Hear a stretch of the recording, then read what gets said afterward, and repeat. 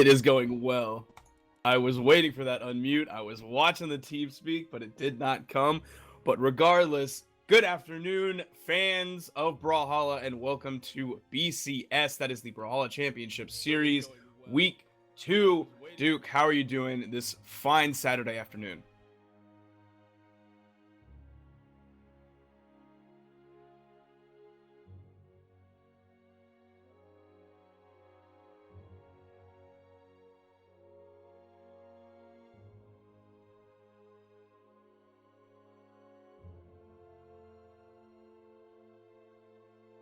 Alrighty, here's how it is going to work. It is a 5-week event that we are in currently week 2 of. The way it works is every set victory that you get in winner's bracket will give you 1 point. The first 2 wins in loser's bracket will give you half a point. I will explain that later if you would like, but it is a long and drawn out mathematical process. So from week to week, what's up? Sorry, my mic, OBS has been really angry at my mic, so I'm just gonna go ahead and apologize. If my mic cuts out at any point, it's because OBS decides that my mic is not a valid mic anymore for whatever reason. But anyways, continue. I just wanted to apologize for that. Alrighty. So basically from week to week, you will accrue points, and then at the end of 4 weeks is the invitational to the grand finals, where the top 16 candidates based on point values will be invited to the grand final event, where they will be fighting over a $750 prize pot given to place 1, place 2, and place 3.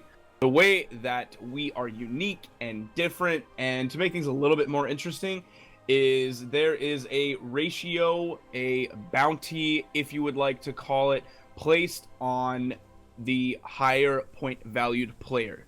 So right now I'm looking at the accrued point values, and right now Pugsy has 14 points and Magma Bob has 7 points. For week 2, the ratio is 2-1. So Pugsy has twice as many points as Magma Bob. So if Pugsy plays Magma Bob and Magma Bob with the lower point value wins, that means Magma Bob is going to get his 1 point for the set win and an additional 10% of Pugsy's points, which right now would be 1.4, or basically 1 point. We call that the BCS bounty, and that is to encourage people to play their absolute hardest, no matter what the matchup, no matter who they're playing. If you're the worst player in ranked playing against EXO, you can get a ton of points by playing your absolute heart out and beating him. Right. Like you said, there is a bounty, and right now the 2 people who qualify for that bounty, who have 10 points or more as of round 1, are Twilight and Pugsy, so they're at the biggest risk of getting sniped for that bounty. But as the matches progress, I think Magma Bob is going to go over that threshold, as well as some other players. So keep an eye out on those points and those wins as we go on with these matches. But I think the bracket should be ready soon enough. I'm going to go ahead and hop on over to the bracket screen right now. Let's go ahead and bam. This is our bracket for right now. Let me refresh it and make sure that everything is good. And here we go. We've got Pugsy, Crocky, Scythe, LDZ, Twilight, Legit, Punisher, TH, Stardust, Kaxarn, Cracklands, Moose, Darth, Mimi, Berthin, Mage, Amer, Hermon, Pickled Potatoes, Crass, Ilyu, Melvdog, TB, Remy, Hella, Stevenator, and Senpai, all going into this tournament series for week 2 of our Brawlhalla Championship Series. Should be good and exciting. I'm not sure if this is 100% the final bracket. I'm going to check with our behind the scenes guy. It is going to be the main man, Zenigan, once again behind the scenes doing all of the admin work. So let me go ahead and check in with him and make sure that everything is good. I think we forgot to introduce ourselves. Oh, did we forget to introduce ourselves? Hello. We did. I'm Designated Asian. You can find my name right below me, and with me is my main man, Sparky878. I don't know why I had trouble saying that number. 878, and you can find his information below him. You can find us at our Twitch handles with those same names, twitch.tv/designated or twitch.tv/sparky878. On the analyst desk, we also have Part of the Creed and TWK Smash, and you can find them at their Twitch handles, Part of the Creed and TWK Smash as well. Very insightful information coming out from those guys every week, so really excited to have them back again for week 2. But I think I've got a room number for our first match of the day. It is going to be Amer versus Hermon. Let me find this number. Tell me what you know about Amer and Hermon. I know diddly squat about Hermon personally. I don't know that much about Amer. We used to play more with him in the past, and now I talk more with him than I play with him, which makes me a little bit sad because Amer was always fun to play with. I know Amer used to catch heat back in the day for being a very passive player who would run around and avoid things maybe just a bit too much, but I know he has changed his play style these days and fares more on the aggressive side, though I don't know if he is still considered to be the OG Roland or if he's switched mains. Last time I saw him, he's still on that Roland main. He's sticking with it. I don't think he's been really playing with any other characters, and even if he did, I don't know who he would switch to. But I think we're getting ready to go. They're back. We're gonna start with bans. We have a traditional 1-1-1-1 system.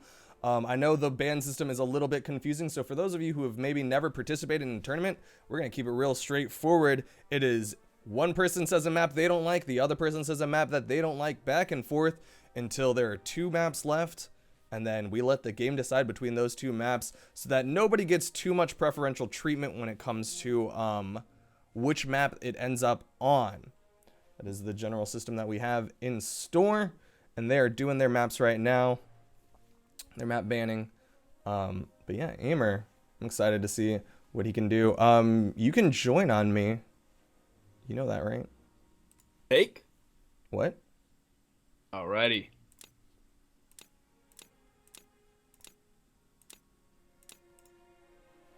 Amer, of course, sporting that Vex tag. It looks like Hermon is a lone wolf. Do you know much about Hermon? I don't. He was coming in. Let me check the seeding. Hermon came in relatively low seed. I think he's currently like plat 1 or 2, a little bit below the mark. But Amer, he's starting off with this Taros. It's an interesting pick. Oh, and they're just hopping right in. Amer on that Taros. Axe just got some buffs. Hermon on that Queen Nai, and Queen Nai has been absolutely dominating as of late. Still really strong character. And here we go. Amer versus Hermon, round 1 of the BCS week 2.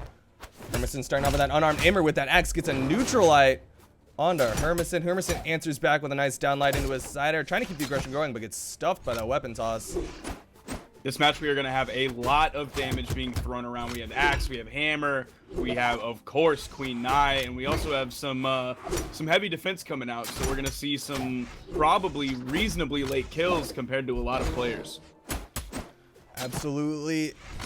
But Hermon, the higher defense character, already eking into the red. Amer just barely in the orange right now. Gets a nice sidelight. And that neutral sig is going to send Hermon to the other side of the map. Amer trying to chase right now. Can't get the recovery hit. And Hermon with those unarmed dares gets back to the platform.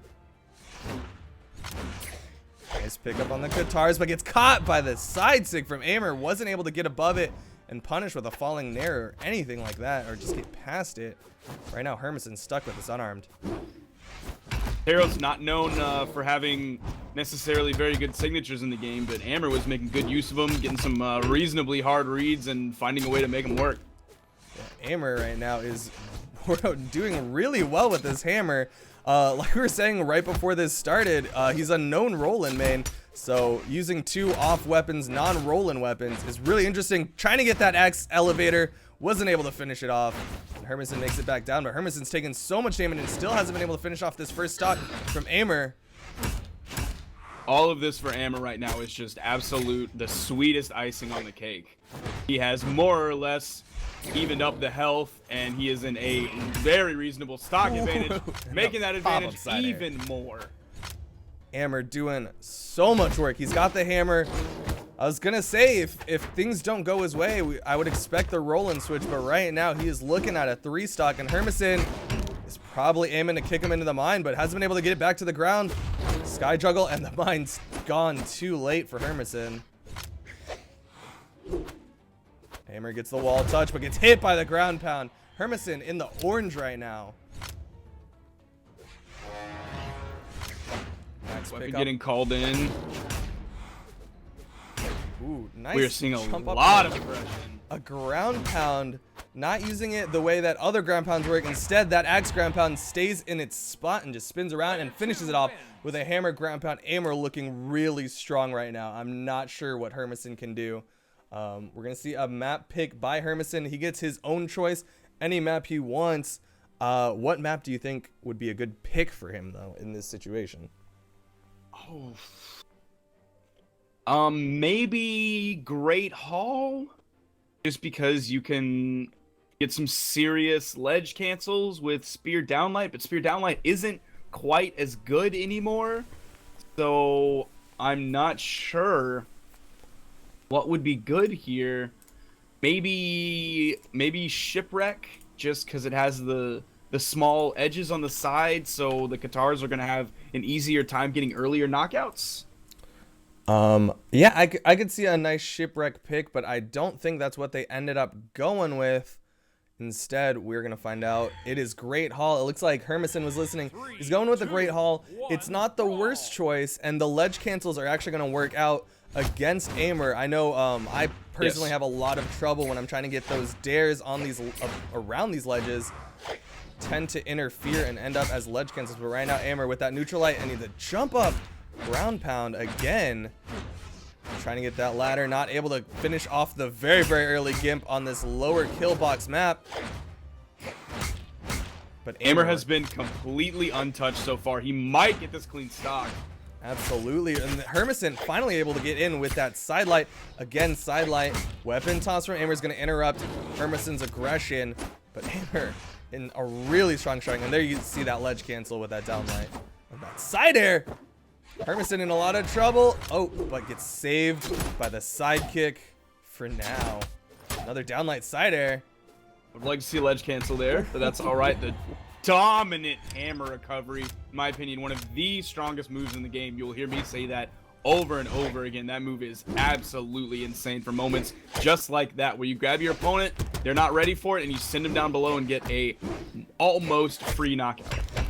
Hermison was trying to go really aggressive, went for that ground pound off the wall, but instead gets read by Amer, gets the ground pound, and right now Amer again in dominant form has already knocked Hermison into the orange. Weapon toss is gonna land on Amer's head, and the neutral sig catches Hermison out of the sky. Slide charge down sig, not gonna connect. Amer just throwing every sig out. He's trying to prove everyone wrong, saying Taros has some broken sigs. Amer is ready for the kill right now. He's getting caught by these weapon tosses, though. We haven't seen a stomp in the neutral sig, which, in my opinion, or under my experimentation, is true. It is true, depending on where the stomp hits, and maybe Amer's not that comfortable with that stomp. And as we've seen, just throwing out signatures is working out for him anyways. Jumping side air, sticking with Hermison. Hermison tries to punish with a downlight, but Amer outside of it, and the sidelight's gonna finish him off, but Amer's coming in with a fresh stock, one each. Like Hermison electing for spear over Katars. He may just feel more comfortable with that a little bit extended range from the spear. Maybe he doesn't have to get so close. Oof. Amer just throwing out damage. When you get hit over and over 5 times in a row from hammer, you definitely feel it almost more than any other weapon. Amer almost had a perfect neutral sig on top of that, but Hermison able to get the downlight into Amer before he was able to release that neutral sig. But right now, like you said, Hermison's getting knocked around. He's got to be shaking a little bit. Amer makes it back up to the platform. Neutral sig. It's gonna send Hermison in the sky. Can Amer get the recovery? No. That's what I was talking about. Hermison with these downward weapon tosses are definitely catching Amer. They're not winning him the game by any means, but it's definitely keeping him alive for a little bit longer than Amer wants. But that bomb toss is going to finish it off. Quick and clean. Amer in absolute control of that match. And with that, we are going to go over to the analyst, TWK, and part of the Creed. How's it going? What do you guys think? Hey, so, I mean, we must confess, we also don't really know much about Hermon. But, you know, Amer's playstyle we've seen before. He's, like Sparky was saying, he's switched to a very aggressive playstyle lately. And definitely using the latest patch to his advantage. Axe got its fair share of buffs. Hammer is also pretty strong right now. Yeah, definitely. And, you know, talking about those weapons, not the full story of the match that was going on. I think a lot of what was going on had to do with that legend matchup. Now, Teros and Nye, we both kind of know them, high strength, high defense. Teros, not really the most agile of characters, kind of low dexterity, lower on the speed spectrum, same for Nye. And that kind of showed that they were really just bruising each other, just trading back and forth, trying to get as many hits as possible. And I mean, Amer won out almost every exchange there in the first match to that dominant lead that we saw. Hermon admittedly doing a lot better in that second match. I just feel like he might have been a little unfamiliar with the matchup, because I'm sure he's probably a lot more used to using Nye for that strength, that defense, just kind of pushing your way through the match. And I could tell, because if you want to take a look, I'm sure you saw a lot of his attacks were always just a little bit too soon, particularly a lot of his spear attacks. Amer was always just outside the range, but constantly moving forward. So that tells me that Hermon might have been a little more used to the faster characters, fighting against them, and by then almost any other character would have been in range for those spear attacks. And I think that was just something that he didn't adjust for. Yeah, that's definitely a possibility. Another thing I sort of thought of was that, you know, there's been a few complaints about Queen Nai as of late, and a lot of that has to do with the fact that, like, being slow is pretty, it hurts quite a bit in a 1v1 matchup. But, you know, when you've got two slow characters against each other, like, the ability for that matchup to sort of balance out can really help. And, you know, Teros is arguably a little bit stronger than Queen Nai generally, but I think Queen Nai being able to face against someone a little bit slower usually helps. Of course, Hermon, if he was unfamiliar with the matchup, that would have worked against him instead of for him. Yeah, I have to agree, and just a lot of the changes that we've seen for this most recent balance patch, I mean, that happened just this past week. Again, you know, the axe got a lot more consistent. The hammer, a lot of people are saying it's a very strong weapon. I mean, it's always been pretty consistent. And the spear, you know, they toned down some of the problem areas of it.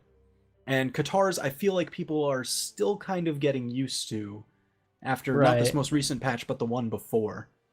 So, you know, we'll see more of that as this tournament goes on. Yeah, definitely. And I think we're ready to move on. Yep, we are going to be moving on. We are going to be going to our next match. Thank you guys for that wonderful analysis. Sparky, how's it going? It's going next, good. We have... Wait, what? I'm very ready. You're ready? I'm ready. Let's. I'm gonna refresh the bracket real quick. Up next, we've got Twilight versus Pickled Potatoes coming up in a little bit. We're waiting. Just gonna give a little bit of time for some people to finish up their round ones. But once Twilight and Pickled Potatoes give us their room number, we're gonna go going into that. What do you think about Twilight versus Pickled Potatoes? I'm very excited to see Pickled play this week. I have not seen Pickled play in a very, very, very long time. I don't know if he's been entering tournaments or if I've just been missing them, but I have always been a fan of Pickled Potatoes since day one because he is a fellow Vrax main and a very good Vrax main at that. I'm also curious as to what we'll see from Twilight this week. A lot of people know Twilight as a Sair spacing sword player, And last week we saw him flip that switch into a completely different, more aggressive playstyle. And I wonder if he's going to keep that up against Pickled's guns, or if we'll see a revert back to his form of the Sayer spacing. Yeah, absolutely. I think if you're going spacing against spacing, in my opinion, Sword is going to be at the disadvantage against Pickled's guns. But we're going to see if Twilight is able to make it work, or if we're going to see that aggressive playstyle. I tried to jump into Twilight's game, but it looks like he's playing against someone else. I'm not sure what exactly is going on, but we should be getting in there shortly. Once again, thank you guys for watching. This is the BCS Brawlhalla Championship Series. This is week 2 right now, and there are people playing out. What happens, Sparky, if Pickled Potatoes ends up beating Twilight? Pickled Potatoes ends up beating Twilight. That will satisfy the 2-to-1 ratio. Pickled Potatoes not making it last week, so right now he has 0 points. Twilight having 11 points. That will satisfy the ratio, and Pickled will not only get his 1 point for victory, he will get a bonus point from Twilight. Twilight, of course, will not be penalized. He will still come out of this with 11 points, but Pickled will now have 2 points. And as the weeks move on, the ratio gets smaller and the point values get bigger, so that BCS bounty will grow, and we will see a lot of fluctuation among pretty much, I would think, every single place of the bracket. Yeah, it should be really, really good, especially since I think last week Twilight got knocked into loser's bracket, I believe round 2, and then was able to work his way through the entirety of loser's bracket and then come back. He ended up in 2nd place behind Pugsy, but he had an excellent showing and he got a lot of points for just the sheer number of matches that he had to fight through in loser's bracket, getting him a solid 11 points at the end of the week. So we'll see if Pickled Potatoes wins it out. He'll get the bounty, but he might be putting Twilight exactly where Twilight wants to be, which is to say in loser's bracket to fight out for those extra matches and ready to go. But it looks like we've got Twilight. He's in this room. Are you in this room with me? I am about to be in the room with you. All right. Well, we've got Twilight and Pickled Potatoes. They're about to get this map banning underway, and we will be getting going with Pickled Potatoes versus Twilight in just a little bit. We had a question about the points earlier. I was able to link it, but I'll go ahead and outline the first few places while we have a little bit of dead air right now. Pugsy is coming in at 1st place with 14 points. Twilight is coming in at 2nd place with 11 points. Magma Bob coming in 3rd place with 7 points. Stardust in 4th place with 5.5 points. Moose in 5th place with 4 points. And Egg Soup in 6th place with 4 points. I would read the rest, but I don't want to waste your time, and you probably don't want to listen to me for that long. So it looks like we are almost about ready to go. It looks like Twilight has a fire lit under his nose because he is ready to go. That is absolutely exciting. That is the same kind of energy he had going into the Pugsy matchup, and that is where he brought in that absolute aggressive play style that may not have been the best thing in the world, but it was definitely exciting to watch. We're going to see shortly if he's able to bring it out to full effect against Pickled Potatoes. Are they good to go? They're finishing up these bans. I'm excited to see what Pickled's going to do with Lance. I think Lance feels so much better now, especially with the little bit of change that they put onto air to ground interactions. It doesn't feel like you're grinding to a halt anymore. The flow feels so much better. All right, well, we're starting it right now. Twilight versus Pickled Potatoes, round 2 of the winner's bracket. Twilight with that Bodvar. Pickled Potatoes on that purple Rex picks up the lance. That's gonna keep Twilight off that weapon. Hasn't been able to get much more than a downlight onto him. Twilight picks up the hammer.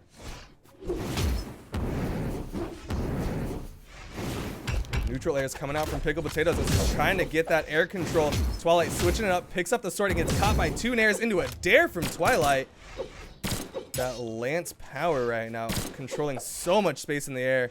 This is what I'm saying. If Pickled Potatoes can space it out, I think Twilight's gonna have a lot of trouble. He's gonna have to go really aggressive and get on top of him. He gets a slight tag, but Pickled Potatoes not able to get that recovery. Pickled Neutral using that sig. spacing, wow, gets a very early knockout, a 45-second knockout with that neutral sig. That neutral sig does not knock out as early as you would think it does, so that shows how much damage he was able to build up with that Lance and Firaxis guns. And notice, I don't think Pickled used a single dare Maybe from the one, guns. but it didn't connect, if I'm not mistaken. A lot of the damage he put out has been Lance, actually. Just, you see those immediate jump and then dare. Jump nair and then some follow-up. He'll dodge around, but usually it's just a nair into a dare or a sair. Pickled Potatoes, but right now Twilight's got him off the edge. That sword not able to connect with any dare, but he's still keeping Pickled Potatoes off the map for a little bit. Recovery is going to give him some room to get back up to the ground. We're seeing Pickled play a very pinpointed style right now.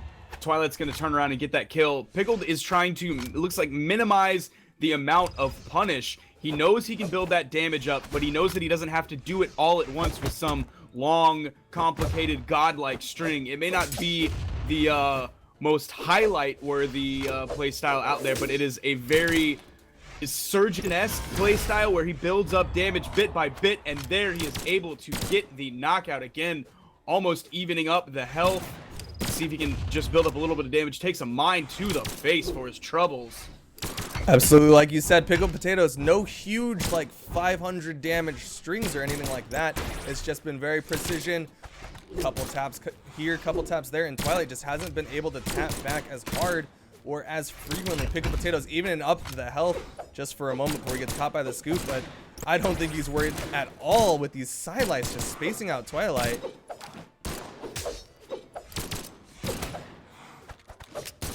I'm enamored right now by his lack of dare, because that is something you hear people complain a lot about. A lot of gun users tend to spam dare, and Pickled Potatoes with the unarmed ground pound is going to take game one with a lot of ease right there. Did not even lose his second stock. Absolutely, Pickled Potatoes making it look easy.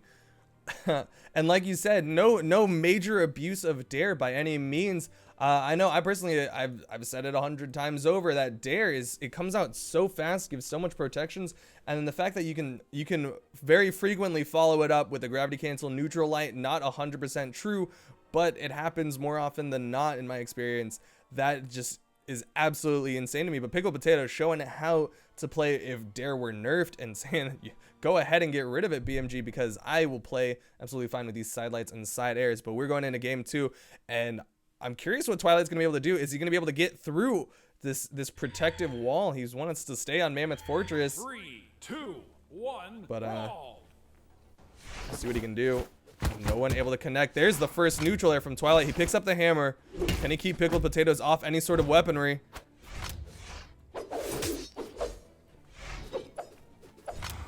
We were seeing Pickled, especially with the guns, dominating the ground game. It looks like Twilight is going to stay more airborne this game, but Pickled is going to punish that immediately with the strong nairs and strong dares from that Lance. Pickled Potatoes throwing out a neutral sig, gets interrupted, and tries to get the Lance toss into a unarmed neutral air. And there's the first dare we've seen for Pickled Potatoes. There it is. Starting to throw him out a little bit more. Twilight gets in, gets the Sair, can't get the nair. Pickled Potatoes going real far down. I'm not sure what he was trying to do. Maybe bait Twilight out. But, I think that's exactly what he was trying to do. It didn't work out in his favor. Twilight was ready, and he gets the finishing blow. And right now, Twilight is in control. Pickled Potatoes picks up the guns. Twilight has gotten on top of him. He gets the Sair, and he's staying above him, avoids the nair, and gets a nice dare to punish Pickled Potatoes a little bit. I don't know what the ratio in the sword-gun matchup. I know it used to be about 50-50. If sword could get in, guns were in trouble. But if guns could space them out, sword was the one on its heels. Ooh, recovery picks up, and Pickled Potatoes is going to even up the stocks. Twilight, like you said, not able to get in on top of him. And with that recent nerf, just dare. Oh! Twilight sent to the sky, not finished off just yet. Had that gravity cancel neutral sig connected, I think he would have been done for though. Nice stomp into a scoop. Not going to chase with an air. Instead, wants to switch to that sword that Twilight is so comfortable with. Interesting adjust. I think he tried to read the dodge down. We're definitely seeing a more airborne game from Twilight, but Pickled is using those down lights with the guns to his advantage. But he's gonna fall. Twilight has a little bit of room to get damaged. He's in the orange right now. Not a terrible place to be in. Ooh, Pickled Potatoes almost knocked into that mine. If he can get a big hit, maybe switch to the lance and get that down sig, it tends to kill a little bit faster than some of the other Vrax signatures. But right now, Pickled Potatoes is fishing for that neutral sig. Ooh, dodging neutral sig, not going to connect. Fishing for these signatures right now, and Twilight able to punish. There's the neutral sig, not going to kill. Gonna kill. Ooh, Twilight able to walk underneath that neutral sig. Dare. Gravity cancel down sig, not going to connect. As a Vrax main, this is the part that I hate of every match. There it finally is when he's in the red. Guns other than recovery and the ground pound, you have to kill with signatures. Sair, you're wasting your time if you're trying to kill with Sair. And it is just absolutely brutal trying to get them to walk into your signatures. Ooh, nice and air into a recovery. Pickled Potatoes with an uncharacteristic drop of that recovery. And like you said, Vrax does have some trouble finishing off. Sidelight. Twilight gets caught. Pickled Potatoes dropping a second recovery. I'm not sure if it's a little bit tilt or a little bit just nerves.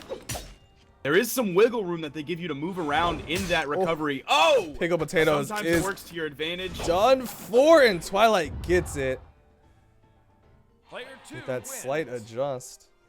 Twilight is going to take that game.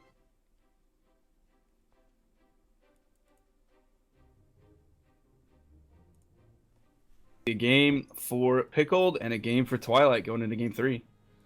Yeah, it looks like it looks like Twilight was able to make the adjustment, but to some degree, I think Pickled with a few too many uncharacteristic drops, and he definitely struggled a little bit getting that final blow on Twilight's second stock.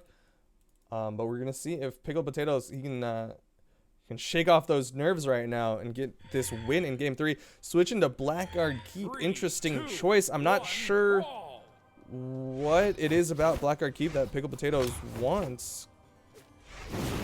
Maybe it'll any give insight? him that little bit more of survivability without giving it too much to Bodvar to just give him that few extra chances of not getting knocked out to turn the game around in his favor. I guess we'll have to see, but Pickled Potato sticking with these lances right now. Not able to read. He dodges in, and I think he thought Twilight was gonna panic jump, and he went for a Sair after that dodge in. But Twilight, patient, stays on the ground.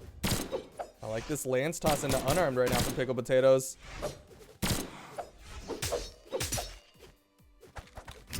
Oof. I like the dodge back. Twilight not able to punish Pickled Potatoes' recovery. So Pickled Potatoes right now trying to space Twilight out. Oh, side sig gets interrupted. With that extra distance that you travel on Sword Sidelight, I can't tell you how many times I've gotten knocked out of neutral sigs because I've been reading for something that isn't Sidelight, and Sidelight knocks me out of my signature. Sidelight really strong. Ooh. Falling side air actually catches the There. recovery. Pickled Potatoes makes it back safe. Not going to go for a ground pound to try to punish Twilight. Instead, goes for the recovery, but doesn't connect. Ooh, down sig, not going to hit, but Twilight not a little bit off the mark. Gets the stomp into the scoop, and that's going to take the first stock. Twilight, he's in the red. It's not over for Pickled Potatoes, but Pickled Potatoes needs to answer back quickly, and that side air into a stomp, into a side sig, into sword. Twilight is barely into the red. He is in that deep, deep orange, barely procking into the red, getting more and more damage. That's finally going to kill him. Let's see if Pickled can have a complete momentum shift, a 180 in favor of himself. That is the first recovery this map that Pickled Potatoes has been able to connect, and it ends up with a kill. But right now, Pickled Potatoes in a lot of trouble in the orange. It's caught by the downlight and gets caught by the side sig. It's not over yet. Ooh, side air That's drop. if any on that stock. Twilight is barely into the red. He is in that deep orange, barely proccing into the red, getting more and more damage. That's finally going to kill him. Let's see if Pickled can have a complete momentum shift, a 180 in favor of himself. That is the first recovery this map that Pickled Potatoes has been able to connect, and it ends up with a kill. But right now, Pickled Potatoes in a lot of trouble in the orange. It's caught by the downline, gets caught by the side sig.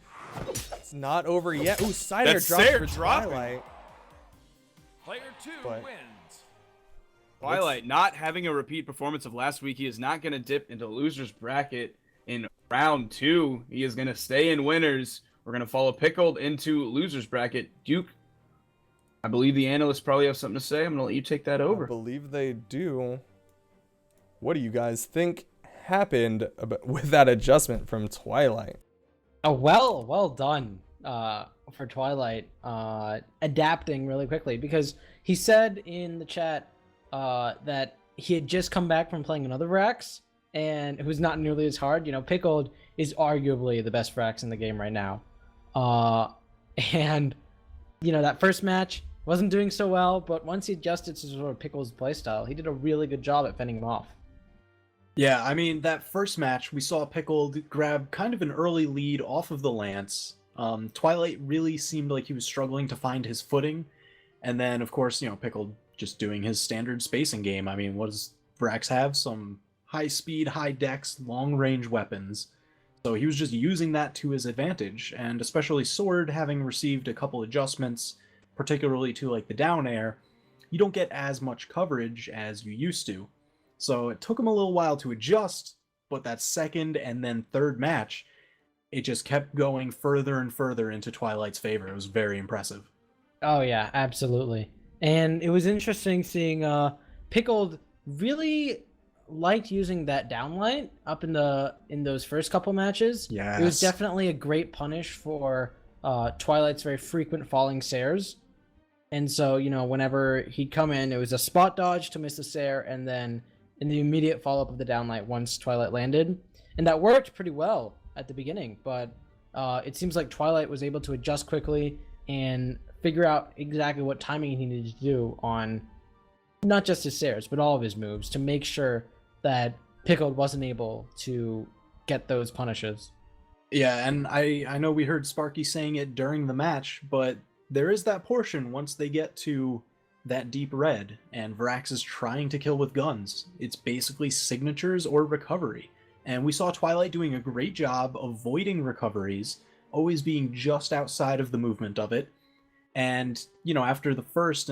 Twilight spent a good, I want to say 30 seconds, just doing signature after signature, trying to kill off Twilight, who is at red health, and he couldn't do it because Twilight really got down the hitboxes for all of Vrax's signatures, and that showed a lot in that third match when he went all the way into the third stock, and Pickled still hadn't taken off a stock from Twilight. Yeah, I definitely would have liked to see a little bit more weapon switching from Pickled. I know he loves his guns. He's a phenomenal gun player. But just for that matchup against Twilight, you know, he noticed that he kind of got the number down. He got used to it. And I would have liked to see a little more Lance play, especially if you... Yeah, I definitely would have liked to see a little bit more weapon switching from Pickled. I know he loves his guns. He's a phenomenal gun player. But just for that matchup against Twilight, you know, he noticed that he kind of got the number down. He got used to it. And I would have liked to see a little more Lance play, especially if you kind of switch it up for those kill portions. I feel like he might have fared a little bit better from some different decisions there. Yeah, definitely, because I mean, in general, the guns didn't seem like they were working for him at that last match, and that was the primary weapon he was using. To be fair, you definitely saw a lot of punishes by Twilight, even when he did have the lance. There was that time when he pushed him off the ledge, and Pickled used a ground pound, and Twilight immediately jumped on that and got rid of that recovery, and suddenly Pickled was falling to his death. But maybe if Pickled was able to switch up his gameplay a little more and make things a little more varied, then Twilight wouldn't have been able to adjust as quickly as he did. Although it's hard to say. Both players just played really well in general. Oh yeah, fantastic set, and we'll definitely be seeing more from both of them later on. Mm-hmm. And I think we are ready for the next match. All right. All right, thank you guys for that wonderful analysis. I'm gonna hop back over. All right, Sparky, up next we have the one and only Crocky versus first seed Pugsy coming in with 14 points. And like we were saying earlier with the Twilight matchup, if Crocky is able to beat out Pugsy, he is also in position for some of that bounty. He is gonna get a 10% boost from whatever Pugsy has in points, which should be about 16. So Crocky should get 1, maybe 2 points. I don't know how we're going to round it. I'm bad at math. Not going to worry about that right now. But up next, we've got Crocky versus Pugsy. This should be a really good matchup. Crocky, I think 100% has been playing Ada, is really, really strong with that spear in particular. Pugsy on the other side, really strong Bodvar main, maybe an Asuri. Not sure. Pugsy kind of mixes it up depending on how he feels, but we'll see what he ends up going with. What do you think about this? I know upcoming Pugsy match? was talking earlier this week saying that Roland was low-key broken. I would not completely disagree with that statement. Roland lacks in his stats, he makes up for with his weapon choice. Lance is fast, Sword is fast, and of course Roland is essentially an unkillable beef castle. So I would not be surprised if we saw a Roland pick. That could have been Pugsy just messing around in rank, though. I am excited to see Crocky. Crocky, of course, been playing Ada since day one, has probably the highest. I think that's confirmed that he has the highest single character level. And, Is he 100 yet? Has he broken that? I don't think he's 100 yet. Okay. But Crocky did not participate last week, so I'm sure he is more than hungry to hit all of the points that he can this week. And probably going to play a pretty sick game. Absolutely, especially like we said, we're going to keep reiterating it because this is the first week that a bonus points are available for that BCS bounty. And with that, Crocky has a really strong chance to get some extra points that weren't available in week 1. And subsequently, I think Crocky will be playing a little bit more intensely, eager for those points like you were saying. Maps are getting banned out right now. What map do you think both of these players might be looking to get? I'm going to guess Mammoth Fortress. You think Mammoth? Mammoth is a really strong map. I know a lot of people are comfortable with it. Not too favored to any particular character off the top of my head. So it might be a good choice right now. Twilight, Hall, Ship, and Thunder have all been banned out. Blackguard's banned out. We're going to let them figure it out, and we're just going to let it People be just a tend to mystery, like man. Mammoth Fortress. It's a good map. It's a comfortable map, man. There's never a bad time to have Mammoth. You know what I mean? Like, it's not like, oh man, I got Mammoth again, I'm gonna do bad. It's a good comfort pick for I think most players, and with that I think it wouldn't be the worst decision if they tried to fight for it. But it looks like they're going to Kings. They might be going to King's Pass. Going to Kings?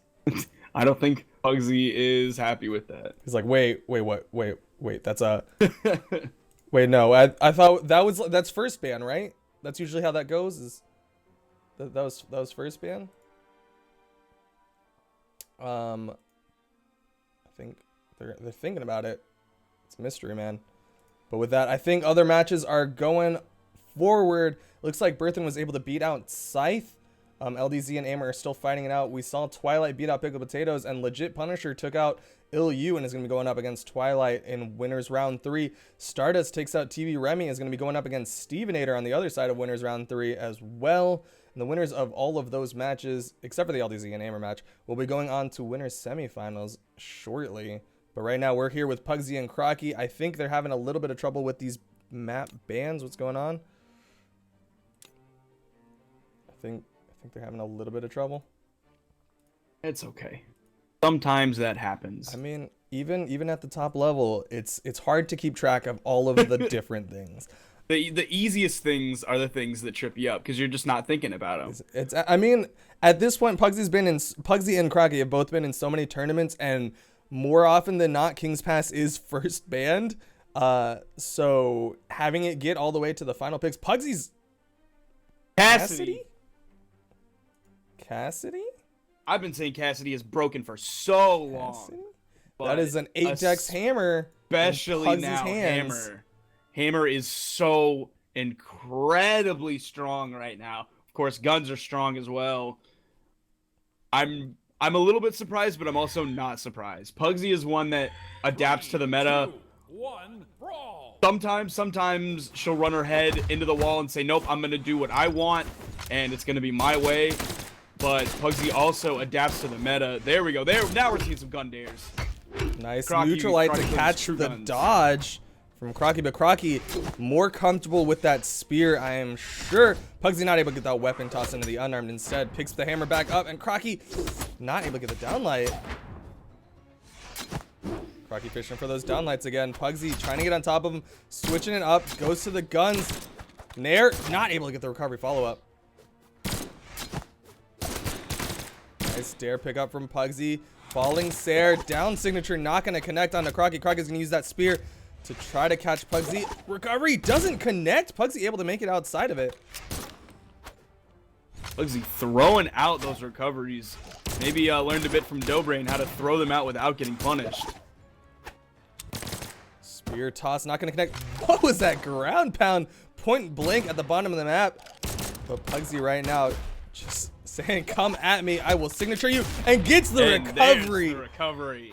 Dodges right through the spear recovery and immediately recovers back onto Crocky. Pugsy taking the stock advantage, but in the red. Crocky, if Crocky can get the hit. Oh, side heavy not going to connect. Side heavy not going to connect. At this point, a side light might be enough to finish off Pugsy's stock. I would think a Sair definitely is, but that ground pound from the spear covers so much space, and that's going to be enough.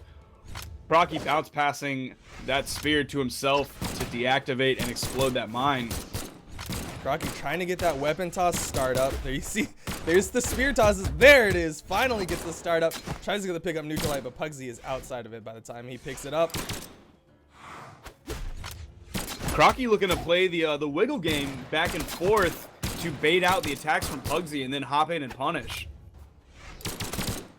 Nice falling Sair from Pugsy, but Crocky gets the pickups. Where's the recovery?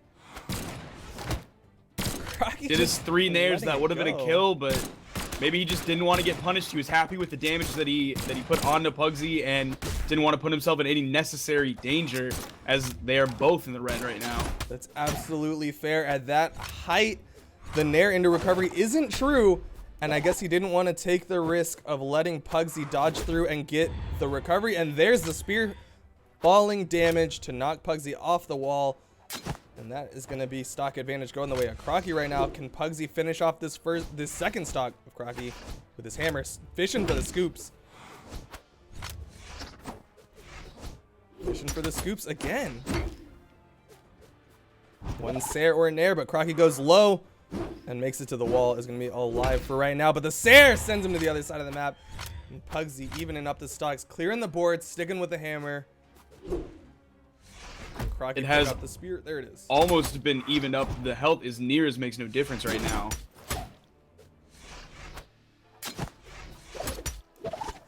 Pugsy unarmed right now, gets a dare, not able to pick up the weapon before Crocky catches him with a nair.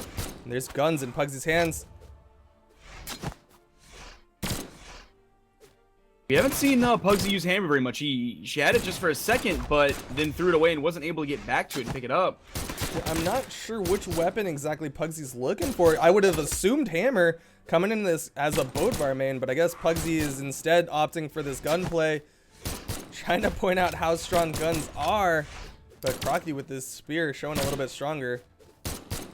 You pointed out the Bodvar main, and even before that, Pugsy was a Nash main, so you would think a seasoned hammer player as opposed to a non-veteran gun player.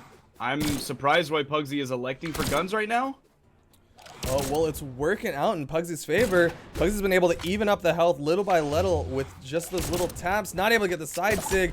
Oh, and the recovery from Crocky is going to send Pugsy into the sky, and Crocky's going to take game 1. Waited very patiently. He was just waiting around for that perfect opportunity to swing and get that finishing blow, and there it is. Crocky's gonna take game 1 over Pugsy, and I would expect a character swap. I would be very surprised if Pugsy sticks with the Cassidy. I would expect a weapon swap from Pugsy. But I mean, to that effect, Pugsy did very well with that Cassidy. I just completely blanked on him. Did exceptionally well with that. Cassidy took Crocky into the red, but just wasn't able to get that finishing blow. I don't think Pugsy got too many signatures off that really had any major effect, and that's one of the big strengths of Cassidy is with that 8 decks. She's got 8 dex signatures that come out lightning quick, and I don't think Pugsy was able to make too much effect with that. But Yeah, right now, Pugsy got him off, but they did not hit. and there's the which switch is, to Bryn. A little bit rare. Bryn, interesting choice. I mean, Bryn's axe is really strong right now after the most recent buffs, and they've got the even spears. So right now, Pugsy versus Crocky. Pugsy switching up to Bryn. 3, And 2, King's 1, Pass is the brawl. choice.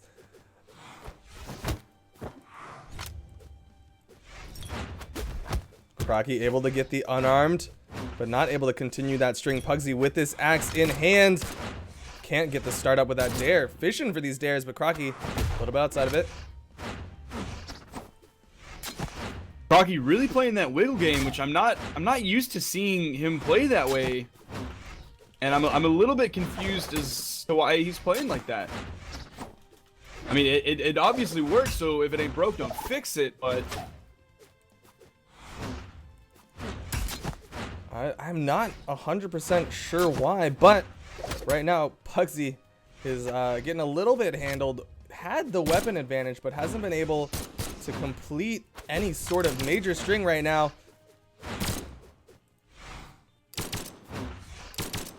Pugsy mostly missing attacks. Nice there. I mean, with that above average axe decks on Bryn, he gets to swing a little bit more than the usual axe characters. Pugsy not able to get that dare to punish the ground pound. There's a good Sair. Keep Crocky off the map. Gonna clear that mine and get the spear Sair. Crocky, I don't think he has the jumps. Yes, he does. Gets to the wall. Is gonna go down to the shenanigans area. Can Pugsy finish it off? No, doesn't get. Pugsy was waiting there. Not sure why there wasn't more aggression from Pugsy in that area. Maybe Pugsy just didn't want to put herself in a danger zone. Not able to get the Sair, and Crocky is alive for a little bit longer. Pugsy dropping the downlight Sair, but finally gets the finishing blow with that Sair. Has the advantage right now, and I'm willing to attribute it more towards the spear than the axe pickup.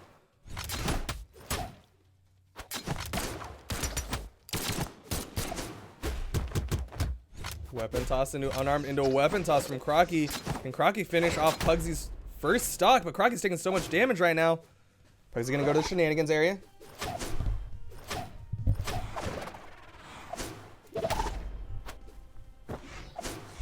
Looking for the rest.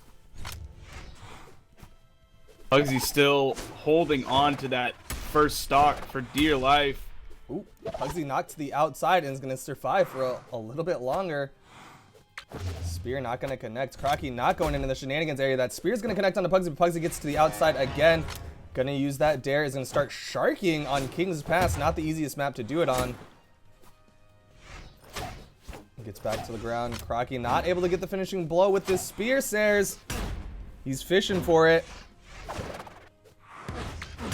Oh! More than 3 minutes long. Pugsy still has not lost that stock. Has been holding on to that for dear life. There's And the Pugsy 3 stock against Crocky. It's the 3 stock, and that entire last stock was just absolute axe play. That was 100% the axe doing what the axe does best. Just tap, tap, knocks you off the map, waits for the opportunity, gets it again, sidelight, side air, and just whittling down Crocky with these huge axe chops. And with that, Pugsy evens up the map. And that entire last stock was just absolute axe play. That was 100% the axe doing what the axe does best. Just tap, Tap, knocks you off the map, waits for the opportunity, gets it again, sidelight, side air, and just whittling down Crocky with these huge axe chops. And with that, Pugsy evens up the matches, and right now I guess it's Crocky's opportunity for map pick. What do you think he's gonna go with? Maybe Great Hall? I think he's gonna go with something that is very linear and has a lot of strictly lateral play, so he can outspace that axe. Axe Dare is incredibly strong. We're seeing of the elliptical maps that have a big space in the middle, Twilight is one of the more linear ones as compared to like a Great Hall. But here we are on Twilight. Like you said, it is a little bit more elliptical. Oh, bomb connects onto both players, but Pugsy is going to be at the advantage in that situation thanks to the slight defense advantage. Crocky with that 3 defense is going to take more damage per trade. But Pugsy right now not able to get the first hit to start off any major strings. Just doing these drive-by swings right now. And Crocky patiently waiting for Pugsy to make the wrong move and under space.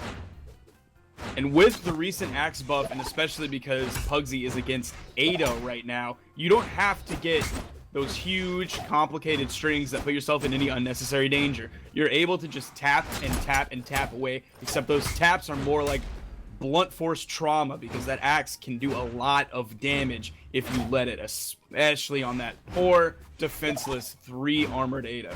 Absolutely, Pugsy's axe is looking to chop away at Crocky's trio life, and there is the first major swing taken off the first stock of Crocky. Crocky with that bomb could even up the stocks, but not able to get the hit. Sidelight into a side air from Pugsy, downlight into a side air from Pugsy, not able to get the down sig on the dodge from Crocky. Instead, Crocky goes outside. Pugsy's read does not connect. Downlight side air again from Pugsy, and health is evened up. Doesn't commit to the ground pound, and Crocky's able to punish with the downlight side air of his own.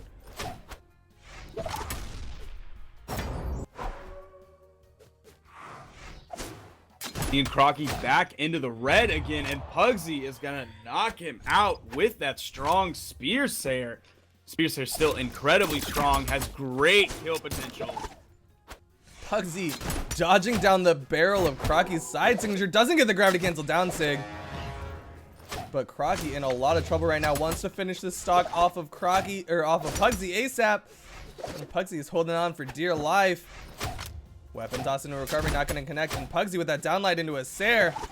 He's going to knock Crocky again, other side.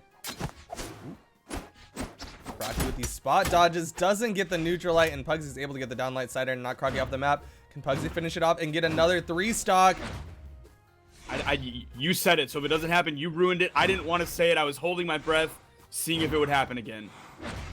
The jinx has been placed. Can Pugsy beat it? Crocky is playing a very different game right now, and I'm not sure he understands that killing Pugsy is part of it. And Pugsy gets the finishing blow with the Sayer. Player 1 Second wins. 3 stock of the set, going the way of Pugsy. Really well played. Do you have any parting words before we ask the analysts what they think about what happened? That was a different Pugsy than I've ever seen. That was a different Crocky than I've ever seen. And 3-stocking Crocky twice in a row is not something that happens. It's not. Crocky, like we were saying, is a really strong player and has been playing Ada since the dawn of time. So to 3-stock Crocky not once but twice is absolutely amazing. And with that, we're going to go over to the analysts. What do you guys think of Pugsy versus Crocky? My gosh, just all right. That first match with the Cassidy pick, you know, it seemed like things were going all right. Crocky had a good beat on everything.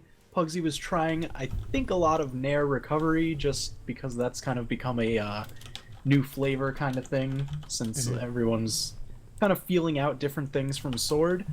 But once that Bryn pick locked in, oh my gosh. Oh yeah, it was just incredible how much Pugsy was able to turn that around. 2 3 stocks in a row is just devastating for Crocky. At the end there, on that third stock, he was just sort of moving around. I don't know exactly what Crocky was thinking, but it did seem a little like he was sort of giving up on that because, I mean, it was Pugsy's axe and spear game, both. Like, it wasn't just one weapon. Axe is powerful, yes, but he definitely combined both, and it was just really, really powerful. Yeah, and that's the kind of play that I really like to see. I definitely got the sense that, he would play with the spear for a little while, rack up a bunch of damage, maybe get a kill, and then kind of shift over to the axe and use that for a little bit. And it's that kind of bouncing between your different playstyles. The axe, a lot of flowing movement through the air, covering spaces with its wide sweeps. And then the spear, he stuck more towards that grounded play for the quick poke punishes, couple falling neutral airs, and then of course the spear combos. So I felt like that probably kept Crocky a little bit off his toes. Just set him back on his heels so that way whatever little bit of figuring out the matchup he had done, now it's immediately different. Definitely. And, it really did, like, I want to try to pinpoint something Crocky did wrong, but I think Pugsy just outplayed him in general. Like, Crocky, maybe a couple missteps here and there, don't use that particular downlight or that's neutral light, but in general, like, Crocky wasn't playing badly, and Right. Pugsy was just able to use the wide hitboxes on Axe, and of course Axe got its buff recently, but Crocky's saying right now in chat he felt like a slug.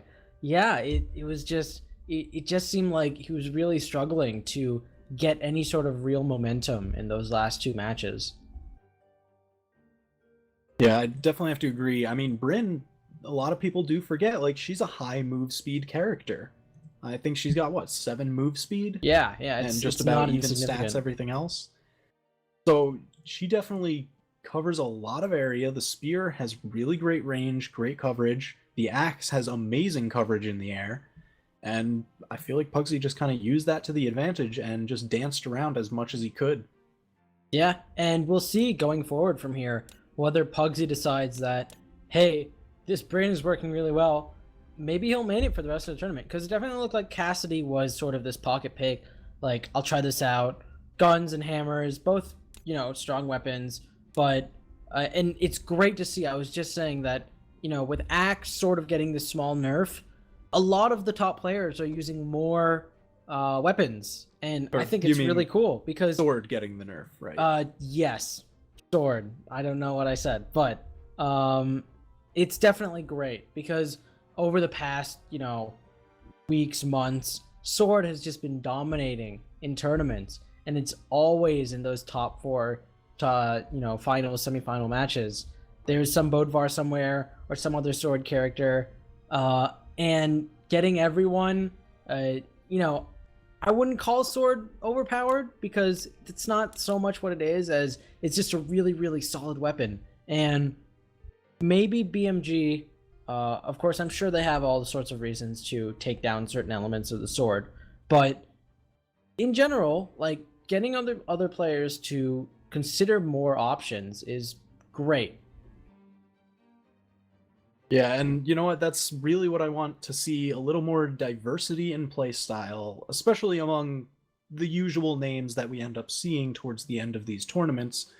And I feel like we might end up getting to see that, especially this week. And I mean, without further ado, I think that does it for us. All right, well, thank you guys. We're going to hop on over to the screen. All right, we're going to be taking a 5-minute break before we come back with winner semifinals as well as the rest of the tournament. And with that, we're going to put a type hashtag BCS all caps in chat for a chance to do a giveaway. We're going to do the giveaway behind the scenes. But thank you guys for sticking around. We're going to go to a 5-minute commercial break. And yeah, BRB.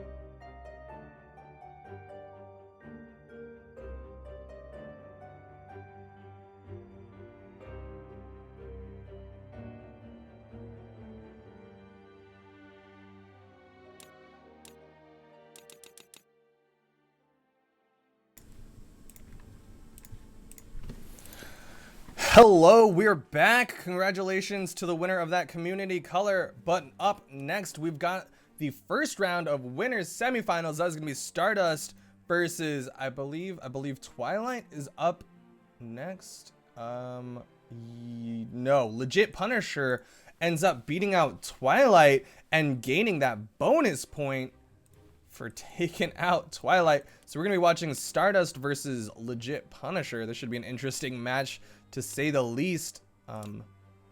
What do you think, Sparky?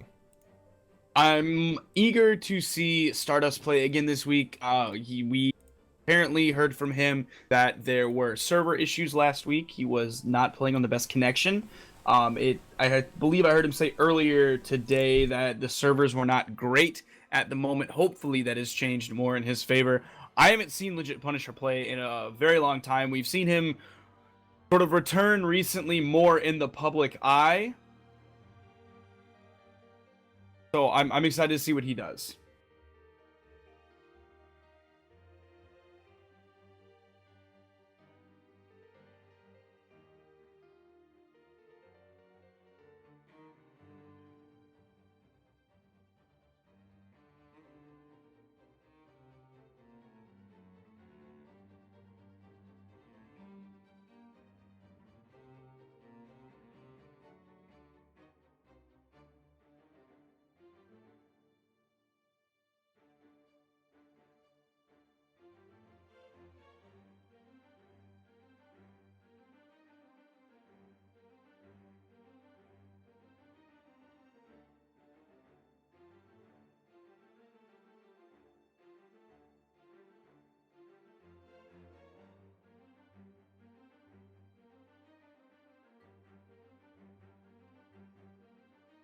You guys are muted, FYI.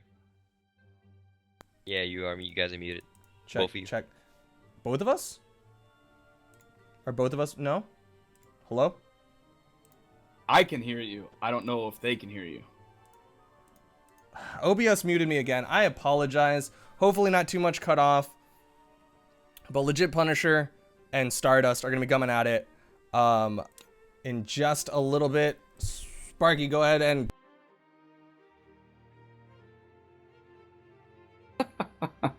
Looks like they're going to be playing on Thunderguard today. We've seen no characters lock in. I'm anxious to see what Stardust. I'm just anxious about so many things today. I'm curious to see who Stardust plays as. We might see a return to Taros form, just because Axe has gotten a buff recently. I still have honestly no idea who Legit Punisher plays. I want to say Lucian, but I truly have no idea.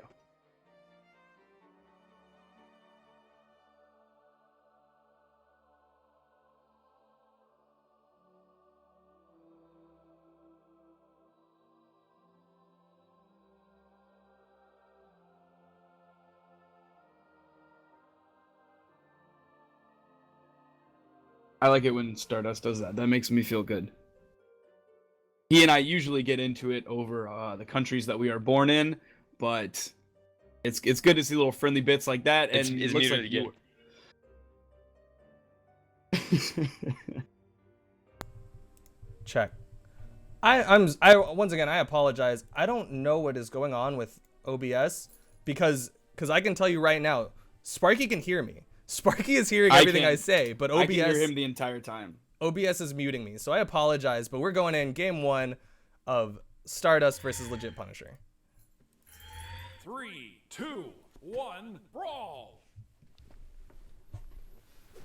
And All right, we are seeing Stardust lock into that Koji. We're seeing Koji with Stardust against Legit Punisher's Orion.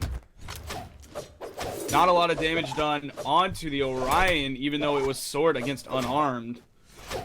Legit Punisher putting a little bit of hurt on Stardust. Stardust getting into the orange. Koji, widely regarded as one of the stronger characters right now. Not sure where Orion fits into that, but I think not as favorably as Koji is. Yeah, not 100% sure, but right now Stardust is getting a little bit handled from this Orion. This Koji pick is an interesting pick. I mean, Koji was strong a patch ago. I don't think he was too heavily nerfed with the most recent patch, but Stardust can't do quite the same bow stuff that he used to do. Not quite as many dares getting thrown out this time. Stardust right now with that bow, looking for the finishing blow. Legit Punisher on the other side wants to get the recovery, but Stardust gets the dare to knock him off the map. Can't get the Sair. There's one Sair.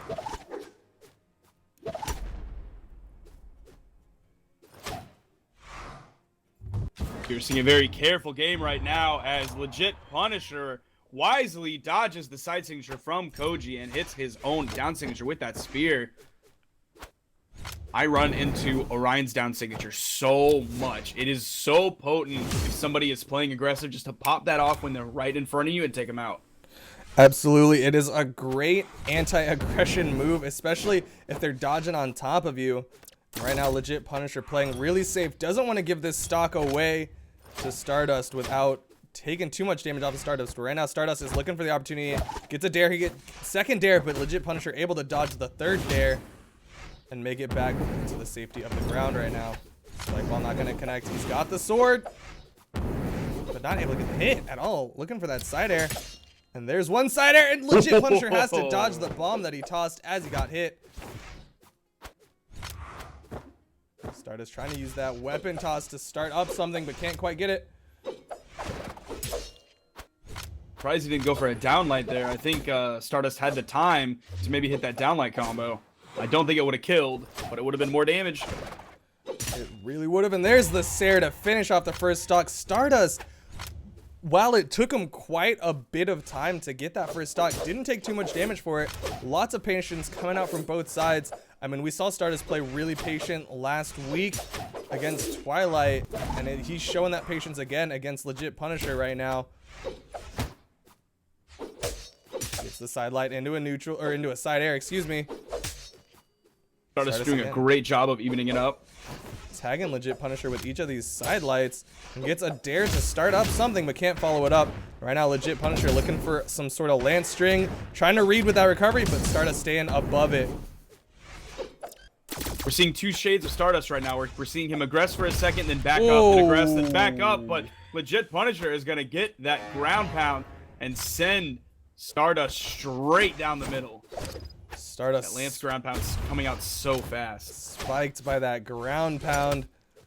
The Legit Punisher with these nairs, trying to catch Stardust again, but Stardust, can he finish off this stock? He's got a little bit more damage to do before he can finish it off as compared to the first stock, but right now he is getting a lot more hits on a Legit Punisher. Can he finish it off? No, Legit Punisher gets up, using that Sair to knock Stardust away, but Stardust trying to get that 45, that dare angle onto Legit Punisher. And there's the side sig. There's the side sig.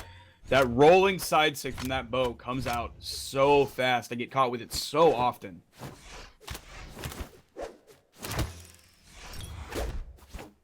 Legit Punisher has a lance this time. He's getting these dares, and Stardust starting to throw him out a little bit more frequently. I think he's just getting used to the timing on this NA server. He is from EU and is playing with lag, so I think he's trying to get used to the frame timing of those dares and Sairs, and you're seeing a little bit more aggression as time progresses.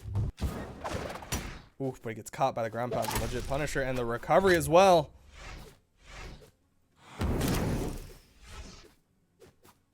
We aren't seeing aggression into the shenanigan zone from Stardust. It looks like he's trying to play a little bit safer, not chase a lance down in there, because he doesn't feel confident enough to get the Dare Gimp, and he's worried about Nair's taking up so much space from Legit Punisher's Lance. Side airs from Legit Punisher trying to get the hit. Stardust is getting deep in the red. Oh, the neutral sig. Can he finish it off? No, Stardust is gonna use that dare to give him more space. Again, back to the ground, but the recovery from Legit Punisher. But that was a very, very patient match from both players. Very slowly ticking away at each other, and Legit Punisher able to finish it off. Stardust moved to Bryn, taking a page out of Pugsy's book, knowing that Spear is strong right now and Axe just got a buff. Maybe I was wrong and spoke too soon. I think he's thinking about characters, switching it up. Maybe Hattori. He did get to Diamond with Hattori. Is that what he needs? Legit Punisher more than likely will be sticking with this Orion. And there it is. There's the Hattori lock-in. Stardust is going to be playing Hattori versus Legit Punisher's Orion. Is that what he needs? Maybe something a little bit faster, more aggressive, or something a little bit more tanky? Maybe he's looking to just chase Legit Punisher down and cover every option that he has all over the map as he dips and dives and moves in and out. Able to space out with that spear a little bit better. Actually, last week in the Stardust versus Twilight matchup, didn't he play the spear spacing Hattori? Maybe that's what he's thinking to do against Legit Punisher. But right now, Legit Punisher has got Stardust's number, gets the downlight into his side air to knock Stardust off the map, and Stardust dodging around right now, gets caught by the side air again, and Legit Punisher is looking to take the early lead. No aggression under the edge from an Ooh, there is the recovery, taking Stardust out the top of the map. A lot of people say that spear recovery and ground pound are not the best, but I would tend to agree. But they have such utility when you're just in the air to just throw it out and catch your opponent, especially after they've already dodged. It covers a lot of space, and it isn't the most punishable thing in the air if not used as a complete aggression tool. Absolutely. It's just a giant flying pancake. Just a huge hitbox. And Stardust right now, can he finish it off? Doesn't get the bomb hit. He wants the recovery. Oh, but Legit Punisher a little bit outside of that. There's one recovery. Can't get the second one before the spear interrupts it and gets caught by the bomb toss. Stardust having a little bit of trouble against Legit Punisher right now. There's the dare to spike Legit Punisher, but Legit Punisher makes it to the outside, goes back into the shenanigans area, and is going to get back safely to the ground. Punisher still hanging on to that very first stock, has not died yet. Stardust coming into the orange, even more unarmed damage from Legit Punisher coming onto him. Stardust fishing for these airs, clears the mine, but gets caught by two big unarmed hits. Stardust with a downlight side air should finish off Legit Punisher, but Stardust taking so much damage in the second stock. And Legit Punisher stretched that first stock so long that I don't know if Stardust has what it takes right now. Nice dodge and neutral light, can't get the recovery hit, and Stardust gets the falling Sare. Not sure what that throw was. It was going the opposite direction. I would have thought he would have made a completely straight down throw. Maybe his momentum, maybe that was a misinput, maybe it was a little bit of lag, but Legit Punisher is waiting for Stardust. He is not going to go into that shenanigan area against a sword, and I do not blame him. Super huge patience from both of these players. Once again, nobody wants to make the big mistake, and Stardust gets in on top of that ground pound. And he has evened up the health little by little, punishing these ground pounds from Legit Punisher. And there's the huge recovery to finish off Stardust. But Stardust made that second stock work, got a lot of damage in a very short amount of time onto Legit Punisher. But I think we're going to expect a little bit more patience again from Legit Punisher. Can't get the gravity cancel downlight.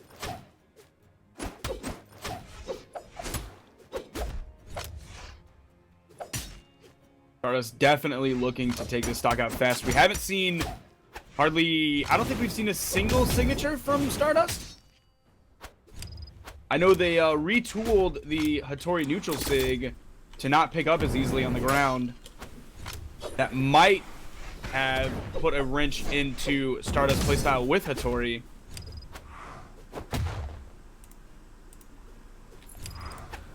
Sorry about We that. have 2 mines out on the field. We're going to see if those are a zone of contention. Doesn't look like either player is necessarily focused on those mines. One of them is going to explode. That big unarmed recovery. The Nair is going to take out Legit Punisher, but you know that Stardust is very, very red right now.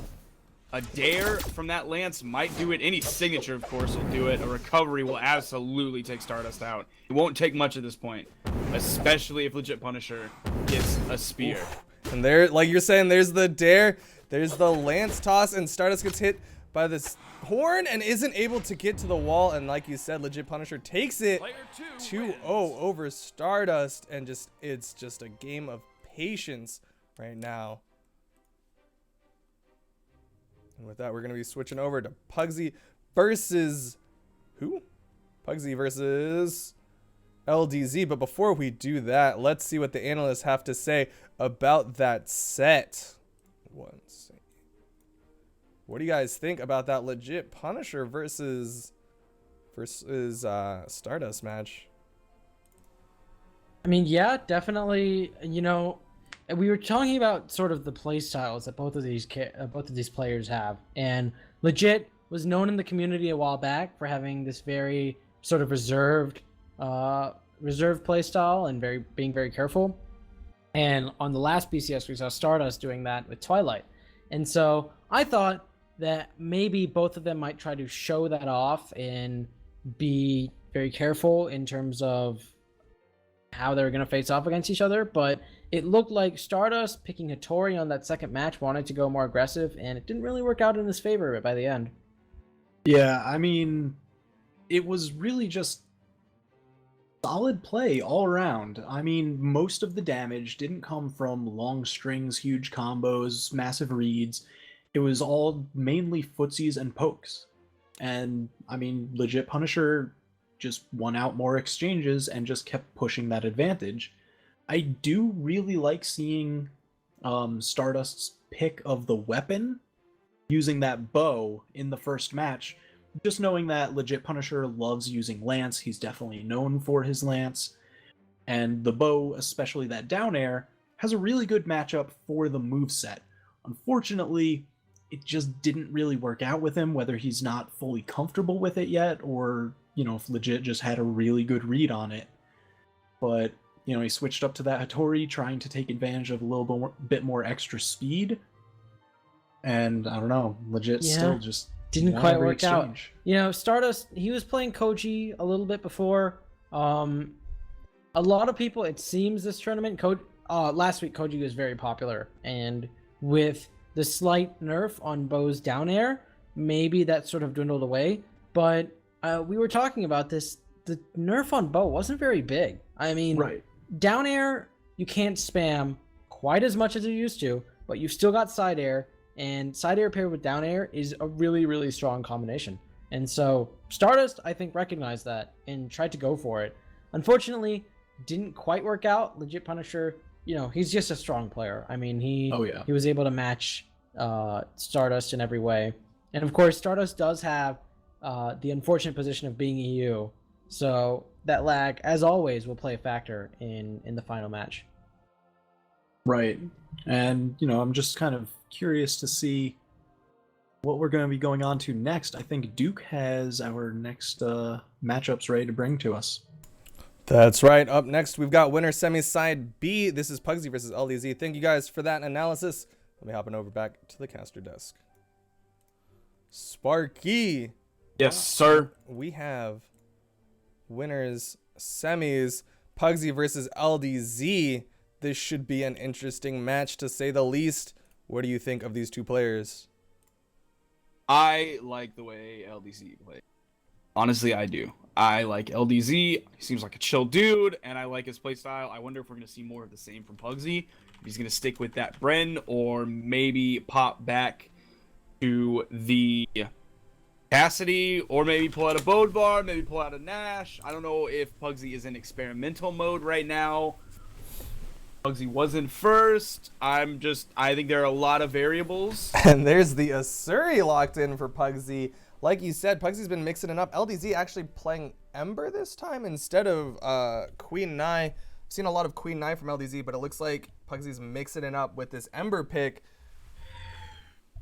This is an interesting decision on both sides.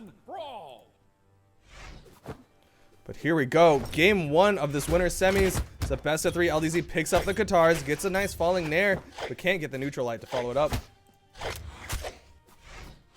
Pugsy on the other side has Katars, so they're going to be going Katars against Katars. It's going to come down to who is able to get the bigger hits right now. LDZ has been able to get more hits onto Pugsy. Pugsy answers back with these jump nairs. LDZ with a falling nair. I think we're going to see a lot of nairs coming out from these players. Well, this is a game of double Katars, and this is absolutely a map for Katars. It's just kind of awkward, and there are a lot of diagonal approaches, and Pugsy is going to hit that side signature for the first strike of the game. Pugsy in the red. He's got the sword. She's got the sword, excuse me. Let's see if Pugsy can do work with it, but right now LDZ picks up the bow. LDZ might be able to finish it off with a good nair or a recovery to follow up that neutral light, but not able to get the hit, and Pugsy makes it back down safely, gets her jumps back. And that's going to be held onto the stock for a little bit longer. LDZ wants to pick up those Katars. You saw the bow throw, and there's the neutral stick to catch Pugsy, and that was almost the most unfortunate angle possible, going to the farthest corner of the map. Pugsy potentially could have survived, and I think LDZ would have been a little bit upset about that, but LDZ right now in control with these Katars, is getting these falling nairs onto Pugsy, and Pugsy's in a really bad spot in that shenanigans area with unarmed against LDZ.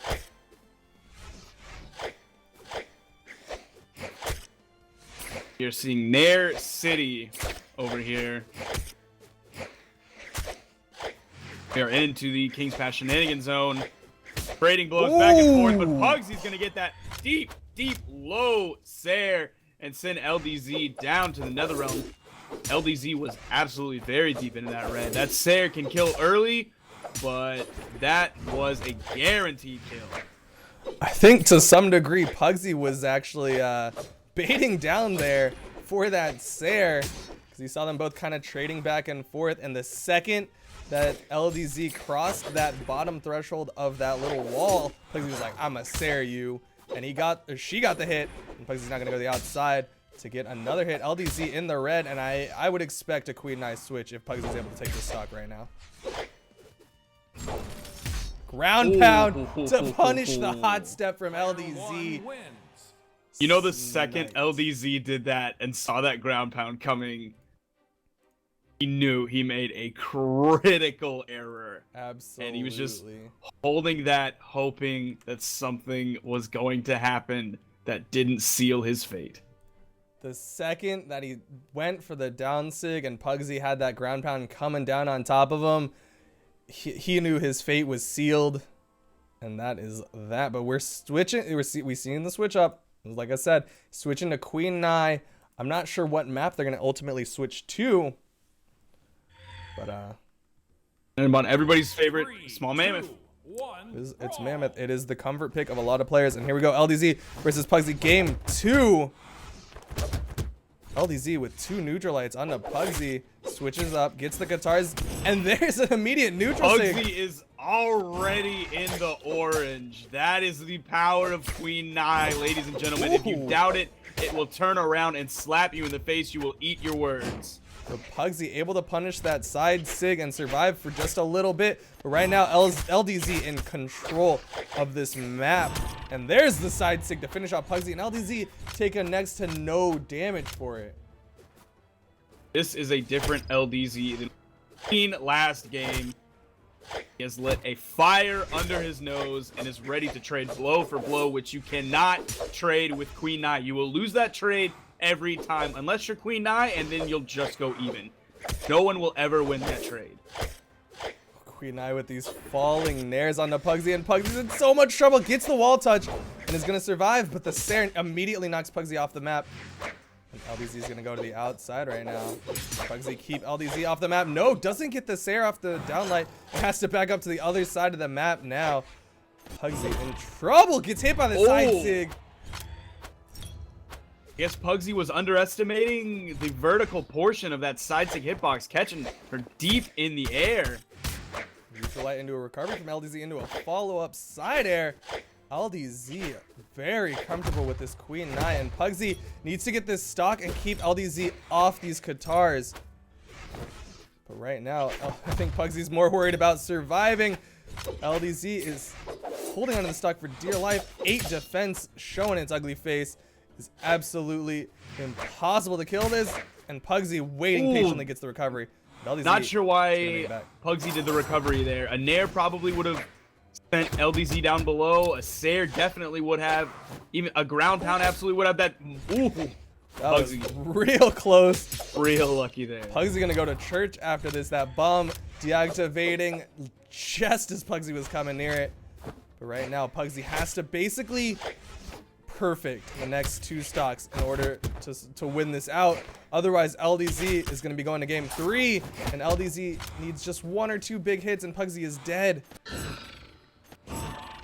Pugsy, known as a very emotional player, it's more or less easy to make Pugsy angry, and on tilt, Pugsy was showing some control, but overall, LDZ was able to win that game. We'll see how Pugsy retaliates in game 3 against LDZ's fierce Queen Nai. LDZ, that Queen Nai switch, I mean, I'm sure to some degree a lot of people would be thinking, why switch from Ember, who's got arguably more aggressive stats, to a Queen Nai? But I'm sure some people can agree with me. If you've played this character for so long and you're just so comfortable with it, that the difference in stats is just gonna completely throw off your guitar game. And LDZ sticking with this Queen Nai. Pugsy is sticking with a Suri. I'm not sure if Pugsy thinks that she can win out in the guitar matchup, but we're gonna see what happens here. Game 3 on Thunderguard Stadium. I'm really not sure how Pugsy is gonna be able to make the adjustment right now. Is it gonna be as simple as Thunderguard Stadium? Is the answer. But LDZ right now with the spear. Very linear maps. I don't see too much change up coming. It just adds a shenanigan zone, which if King's Pass is any indicator, Pugsy will win out in the shenanigan zone. At least against LDZ's Ember. This is a weird matchup, looking like an anime fight going everywhere, all over, even under the stage. No, they're fighting at the bottom of the stage, below the platforms for just a little bit, but right now Pugsy is getting hit harder, and this is what we're talking about. You cannot trade with Queen Nai because Queen Nai will be winning these trades. And the neutral sig off the mark. Pugsy able to punish with a side air. And punish again. Yes, there's the recovery. Can't keep the chase going.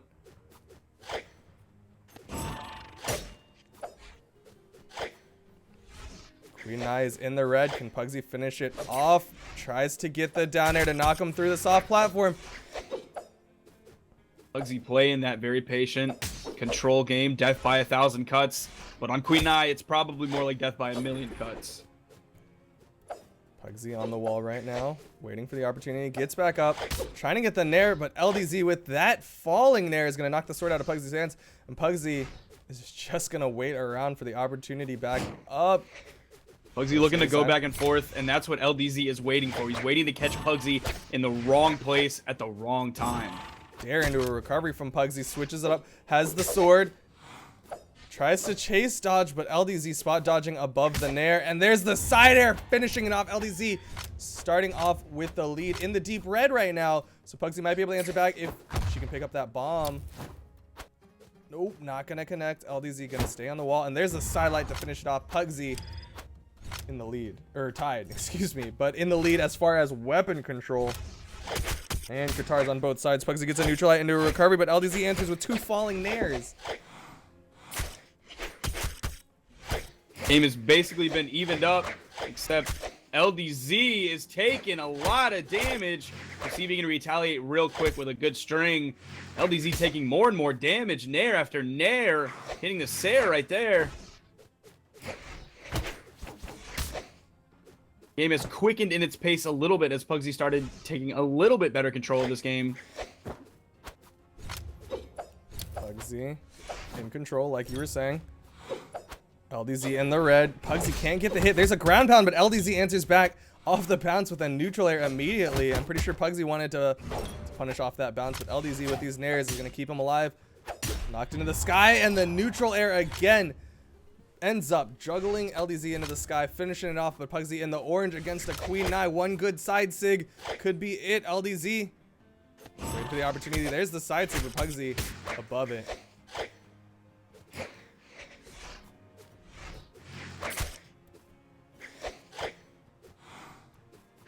Seeing LDZ controlling the space so well. That's Sair into the nair. Nope, not enough just yet. Pugsy got all her jumps back when she touched the wall, and there's the finisher with that recovery. Pugsy, I've seen a lot more, I don't want to say it's like wall cheese per se, but a lot more wall game, a lot more going underneath the map than in the previous sets, and it's been this is keeping definitely Pugsy alive a little bit longer. This has been definitely the first game that we've seen that's been having a lot of aggressive edge guarding in an actual edge game. Falling neutral air from LDZ. Pugsy gets the neutral air, can get the recovery, and LDZ answers back with a neutral air. They're just trading neutral air for neutral air, and that is sort of working out in LDZ's favor, but Pugsy is able to get a little bit more hits off. Has LDZ in the red, but LDZ with a neutral air into a Sair, and Pugsy's in a lot of trouble. Oh, the neutral air. Saving her life for just a minute. Gets back to the wall, gets back to the ground, gets the downlight side air. LDZ is going to go into the shenanigans area. Doesn't get the recovery, and Pugsy can't clear the weapon. That ground pound, that recovery.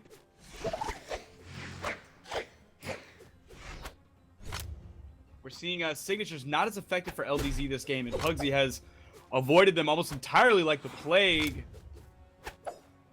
Asuri, not necessarily known for having very, very strong signatures, especially compared to Queen Nai, who a well-placed side sig, and that's the game. They're both real close. One hit, one recovery, one Sair, one side sig, one nair is There's all it takes, and there it is. Pugsy takes it over LDZ. Woo. Killing Queen Nai with a sword nair is no easy task, especially from that low on the stage. That was very, very close. Pugsy is going to be continuing on to fight Legit Punisher, but before we do that, we're going to go down into the losers bracket to watch Amer versus, or actually no, to watch Stardust versus Pickled Potatoes. So let us get those two players, and while we do that, let's see what the analysts have to say about Pugsy winning it out over LDZ. What do you guys think about that match? What a close match. That was great. I think both players just played really well. Yeah, that was insanely tense. I mean, going from Pugsy taking that first match pretty convincingly, LDZ answering right back, and then the third one going right down to the wire, couldn't have asked for a better set. Definitely, and you could really see the mindset in both of these players. First, LDZ starts with Ember, and Ember, great character, not quite what LDZ was looking for against Pugsy. And in the second match, he switched it up to Queen Nai. Pugsy was caught off guard. That high attack and high defense really just, Pugsy could not respond in time, and he lost that match. But in that third match, Pugsy had adapted, and LDZ had gotten his strength with Queen Nai, and both of them going at it, trying to figure out each other's pacing and momentum, really made for a great match. Yeah, I mean, it's really just that second pick for the second match that LDZ made, shifting over to Nai and going to Mammoth Fortress, incredibly strong. We saw the massive swing that led to. Mm-hmm. And, Pugsy, to his credit, realized, okay, I've got to be a little more careful against Queen Nai. I can't just go blow for blow because she will win that every single time. And he needed more movement options. If he was going to win that match, he needed to kind of utilize Nai's lack of speed against her. And going back to Thunder Guard, where it has those 3 to 4 different routes that you can take under and around the stage, I think that definitely had a pretty big part to play in him closing out that last match. Yeah, and Pugsy, we saw last week, really likes that stage. Going under and around and underneath, he feels really comfortable doing that on Thunder Guard. One of the things I noticed, LDZ, by the third match, he really didn't have nearly as many approach options as he should have. A lot of it was jumping up and then falling down with a nair. And Nair, very powerful move on guitar, but it's really not gonna cover you in terms of having enough variety in a match against someone who's really skilled. Pugsy, I think, was able to quickly and easily recognize that as his primary approach and punish it or respond accordingly. Yeah. Absolutely. And I'm curious to see what we've got coming down the pipeline. I mean, that was a winners semis match, right? Yeah, it looks like we're gonna have winners finals at Pugsy versus Legit Punisher, both very strong. And down in losers, we've got Stardust versus Pickled, and LDZ is going to fight against the winner of Amer versus Moose. Wow, definitely great stuff coming up. Moose, very interesting, seems to have won his game against Twilight, which knocks Twilight out completely, which is great, of course. What a fantastic match. I wish I'd been able to see that, because that's an upset. Absolutely. All right, I think we're ready to switch. All right, thank you guys for that analysis. I'm going back over Sparky. I'm going to hold that note until we switch over here. What is up? We've got Stardust versus Pickled Potatoes. This should be an interesting matchup. I was listening to what Creed was saying. I was a little bit behind, but I heard that he said that Moose beat Twilight, and that right there is going to show you why, if you think dipping into loser's bracket to get those few more matches than you would normally play in winner's bracket to get that point boost up, like we saw Twilight do last week, is such a gamble, because you play a little bit wrong, even something you can't control like lag. If something happens, you're out. Absolutely. I mean, we saw that Twilight played double the matches of Magma Bob. Magma Bob, who stayed in the winner's bracket up until winners finals, got knocked down and ended up taking the third. Twilight had to play double the matches for about a 2 to 3 point advantage, which, while it's a significant advantage, we just saw the risk right there of getting knocked out significantly earlier, and from there on you're done for the week. Whereas staying in winner's bracket, you have a chance to continue on, and you get the second chance in loser's bracket. Not to mention the fact that if you get knocked out if you continue on through winner's bracket, make it to grand finals and win in grand finals without losing, there is an extra special bonus for being unkillable, and that is what we saw Pugsy get at the end of week 1. But right now we've got Stardust and Pickled Potatoes. Neither of them are able to get the winner's bracket bonus, but that doesn't mean that they are out of the tournament yet. This is their chance to continue on, and I am going to give them the go-to if they are ready. Ready?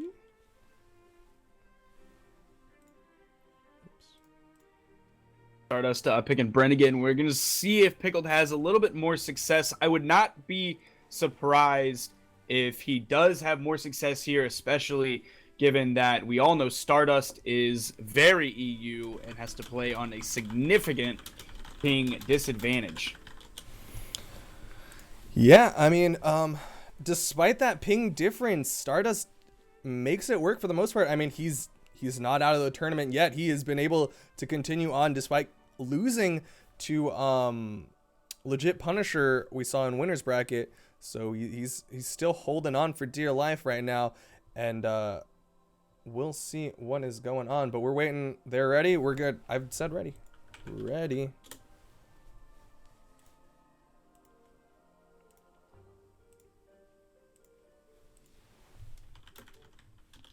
And here we go. Stardust heading into this game. Potatoes. We're not seeing any costumes from Pickle. 3, 2, Though he is having a color change this game. All right. I didn't get rid of that. All right. Stardust versus Pickled Potatoes. Pickled Potatoes has that lance. In the nairs. There's a nice dare to knock Stardust off the map, and Stardust using that recovery to get back up safe. Nice there. Stardust is getting a dare, but he's not able to follow up any of these hits. Pickled Potatoes trying to get that nair juggle.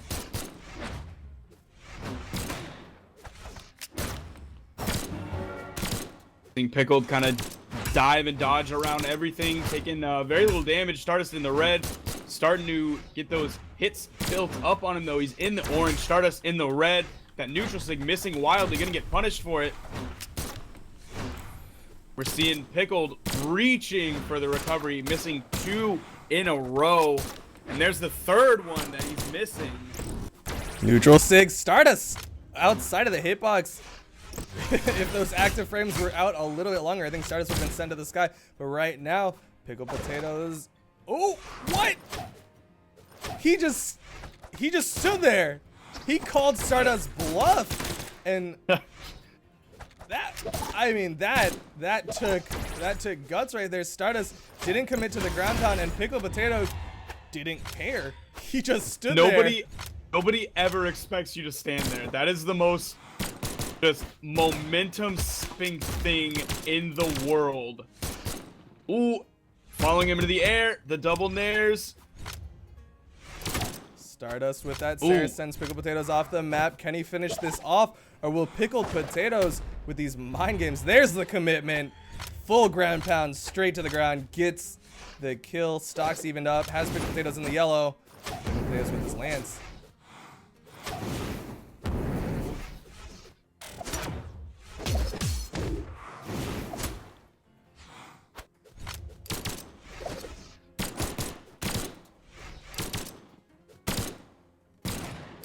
The gun spacing coming out. Pickle just making a wall of hitboxes around himself. Hitting those Sayers, hitting the Nairs. The downlight catches and the neutral sig. Chase dodge into a neutral sig to reposition and make sure that he can confirm that. And Pickled Potatoes is in strong advantage right now. Cider not going to connect. There's the gun Cider. The bigger hitbox ground pound connects onto Pickled Potatoes, sending him off the map, and the Sair will finish it off. Stardust cleaning up that stock. Only in the yellow, has weapon advantage. Able to pick up the weapon spawn instead of that old spear that he tossed up. Pickled Potatoes unafraid though, calls in a weapon, has the lance, gets the nair? No, I think the dare actually won it out.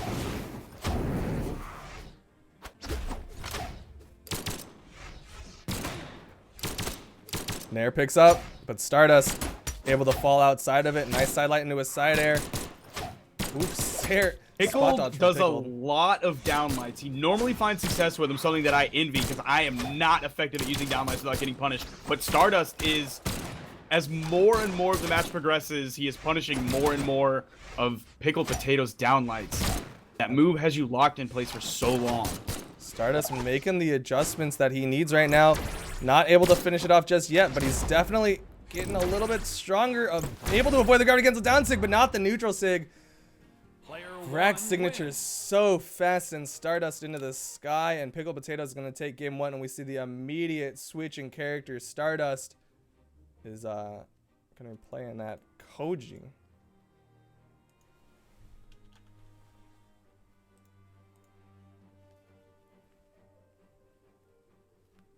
All right, I think that Stardust and Pickled Potatoes are ready. Waiting on the map. There's the map.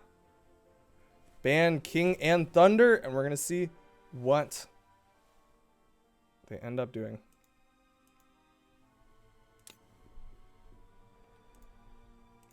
Staying on Brax, that is my boy right there. He has just as much success this next game as he did last game. It is such a good feeling when you hit a turnaround Vrax neutral sig because someone is daring into it or spot dodges too early and gets caught in it. It is such a good feeling. Absolutely. But Stardust able to avoid it. And here we are in game 2. Pickled Potatoes about to knock off Stardust. Nice neutral air to start it off. Stardust make the Koji work against Pickled Potatoes, going to the outside, dodging around right now. Pickled Potatoes hasn't been able to get a hit. There's the down air into a falling side air. There's the nair into a recovery. Can he get the gravity cancel? No, instead tries to chase Stardust down. So Pickled Potatoes getting some big hits right now, racking up that damage onto Stardust. Stardust with this bow. Can he get on top? No! Pickled Potatoes with that downlight on top of Stardust. And that Sarah's gonna knock Stardust off the map.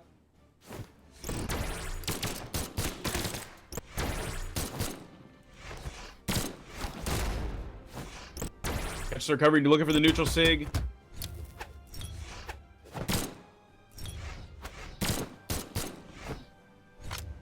Seeing a lot of missed attacks here. Pickle just looking to zone. Looking to find room to attack. Stardust dodging in, hits the neutral light. The recovery is going to take Koji out. Pickle very deep in the red, though. I wouldn't be surprised if we saw a quick turnaround from Stardust. Pickled Potatoes in the red, Stardust in the white. Can Stardust finish it off? No, Pickled Potatoes catching these nairs into these recoveries.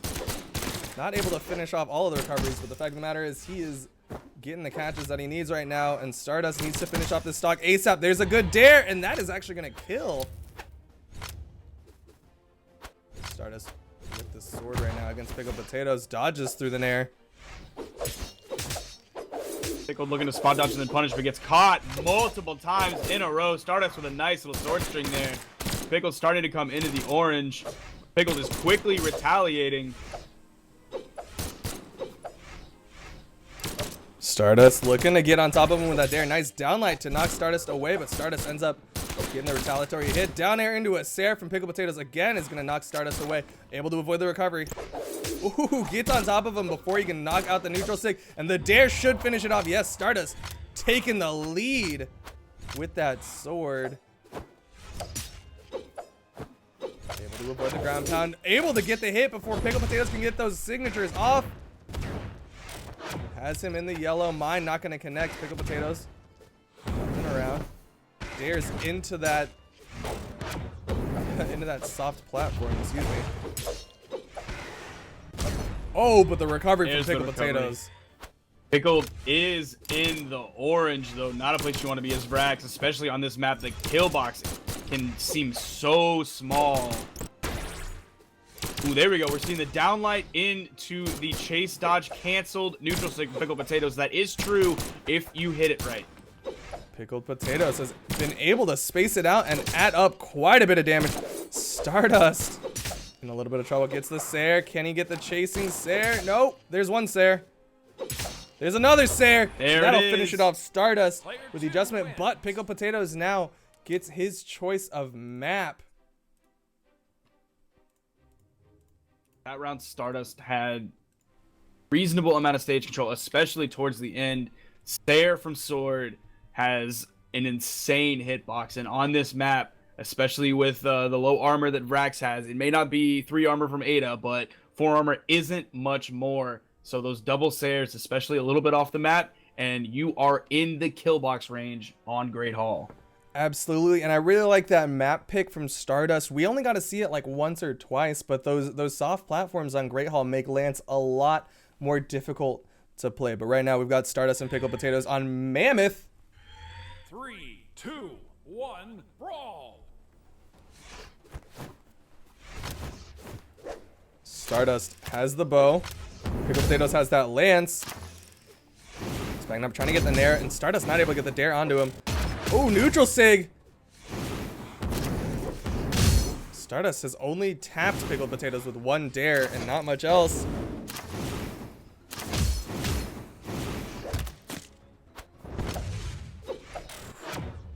Stays down the ground pound. Stardust in the red right now. Pickled Potatoes. There's the nairs that he loves with that lance. Just forward movement, jump nair. Using her side light now. Stardust staying on the ground, gets a nice dare into a falling side air onto Pickled Potatoes. Pickled Potatoes throws away the lance, trying to get some sort of initiation. Stardust gonna use this opportunity to clear the board, has the bow. Stardust throwing everything, including the kitchen sink, at Pickles right now. Pickled Potatoes not able to get the down sig. Dare not able to follow up with a nair. Stardust. There's a second dare, not able to follow up again. And there's a ground pound. Gravity cancel down sig. Stardust outside of it just barely. And there's the recovery. That'll finish it off. Pickled was at that point where you get frustrated as a Vrax player and you start throwing out signatures because you want that kill, you're ready for that kill, you feel you've earned that kill, but finally he got the recovery. They're not going to connect for Stardust. This Dare's falling a little bit short, and there's a Nair into a recovery. Pickled Potatoes wants to keep that going, but can't quite get the vertical height. Stardust with a good Sair is going to send Pickles off the map, but Pickled, yep, makes it back safely with that Sair. Sair again from Stardust finishes it off, but he's already knocked into the orange with those guns.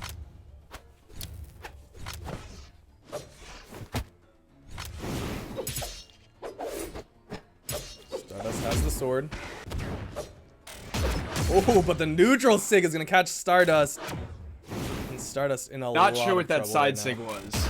Oh, again, neutral sig. Pickled Potatoes complete control right now.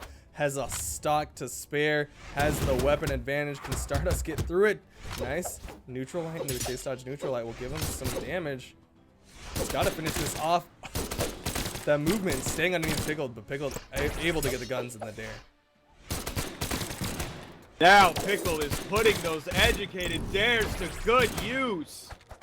Oh, Stardust drops in the red, but recovery. that does not get the final tick.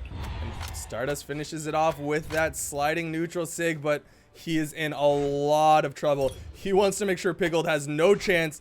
Please keep guns out of his hands, because that was brutal. Clears that weapon. Has the sword still. Gotta be careful. And there's the guns. Stardust not gonna show the fear in his eyes. Recovery not gonna connect. Oh, picks it up. And there it is. Plucked him right out of the sky. Pickle knew he had it from that first tick. As long as an act of God didn't drop the servers down, Pickle knew he had it from the first tick of that recovery. Pickled is going to take it, and he will let you know right there. If Young Metro doesn't trust you, Pickled is going to shoot you. And with that, let's see what the analysts have to say. Hello, hello. Hey, welcome back. What do you guys think? Well, I mean, you know, Stardust getting that Koji pick again, hoping it'd work out, and it almost did after that second match, but not quite up until the end. Yeah, I mean that last match, Pickle just putting on a clinic with the guns. I know I was talking with Creed during the match, and we were saying he used just about every possible option out of those down airs, just showing you everything that was possible, and it amounted to a ton of damage. Right. You got down air into down air. You had down air into gravity cancel down light, down air into gravity cancel neutral light, and down air into side air. He used all of those in conjunction with one another, and it really burned through all the damage. And by the end of it, Stardust was in red and not looking like he was in a good position at all. It was really amazing, because a lot of the times you'll see players who have this sort of like rhythm that, oh, you know, once I get it down air, I use this particular move every time because it works for them. But Pickled is really good at providing this sort of fresh versatility to his gameplay that really makes it difficult for anyone to try to get a read on what he's doing. Yeah, it was definitely a really great, I don't know, shift from a lot of play. Pickle just so solid, and I really love the reads that he has with the lance. I mean, there was that kill on the second stock in this past match where, you know, Stardust was trying to recover back to the stage. He ended up spending all his jumps recovering very high. Pickled was happy to just kind of like wait it out, see what he was going to do, and Stardust just about burned all of his air options. So Pickle just got that nice read into the neutral sig with the lance, and there was the kill. And that's what I really want to see more from a lot of players, letting your opponent burn their recovery options and responding accordingly. Yeah, absolutely. And so I think it was interesting, you know, having Stardust use Bryn the first match. I don't think we've seen Stardust Bryn so far in this tournament. You know, feel free to correct me if I'm wrong, but he tried to capitalize on the axe, basically, which we've been saying has been very strong for some players. But Pickled Potatoes, who has been Vrax, I want to say for, you know, it's coming up to a year now. Yeah. Pickled is a diehard main on Vrax, whether or not the meta is allowing it. And so he's got it down as far as, you know, the lance and guns, getting the reads, knowing what his opponent should be doing, and knowing exactly what move he should be doing on every one of his opponent's approaches. And so I think it's really cool seeing him go up against, you know, whatever Stardust is trying to throw at him, adapting within a match, and then following up with the win. Yeah, very, very nice. And I think that just about does it for our segment here.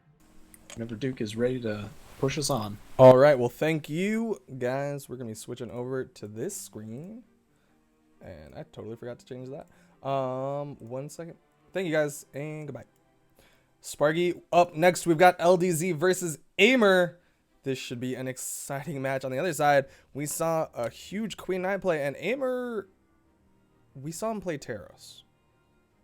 Do you think he'll be switching back to Roland, or do you think he'll be sticking with that Taros? I think he's gonna go Roland. If I was in his position, he's played Roland for probably about 10,000 years. LDZ, we've seen a huge performance from LDZ on Queen Nai today, and everybody knows that Queen Nai has 1.5 million strength. So you want to use that huge Roland defense to your advantage. Also, Roland has fast weapons. He can zoom all over the place with that lance.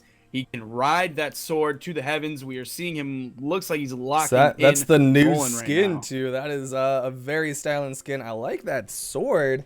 It's like something out of Lord of the Rings or something. I don't know. But we should be getting started shortly.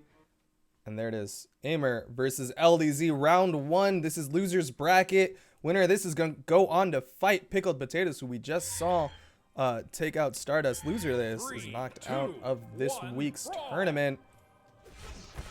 Here we are on Blackguard Keep. 8 defense versus 8 defense. It's going to be coming down to weapon matchup, I think. And LDZ gets the first big strain with that spear, but Amer answers back with a nice downlight. There's a weapon toss. Can he keep the dare games going? No. Switching up, picks up the lance. He's got to keep LDZ off the weaponry. He's doing a good job starving him out, and there's the guitars that LDZ loves so much. Weapon toss. LDZ gets a Sarah. Amer's gonna go. Oh no! Ooh, barely gets to the side by the skin of his teeth, grabbing the side. That is that finger string, and he jumps into the neutral stick. Amer, playing a little bit. I don't want to say tilty, but just not the precision gameplay that we're used to from a guy like Amer. And the Nairs should be taking him out. Yeah, he knows it. Ground pounds down. LDZ is gonna take the first stock. Amer, I'm not sure if he's lagging a little bit, but he's just not playing up to scuff. And that mind toss finishes it off. And I guess the lag has gone away. He's shaking off the rust.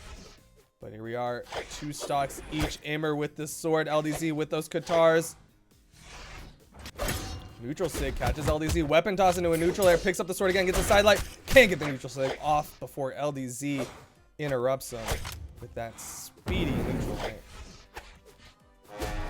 Let's see, you mentioned that he was playing not necessarily at his full form earlier, but with Roland, he was kind of allowed to go ham, take risks, make mistakes, because you have so much defense. That huge neutral sig would have killed anybody but Roland, as he is banished from the stage.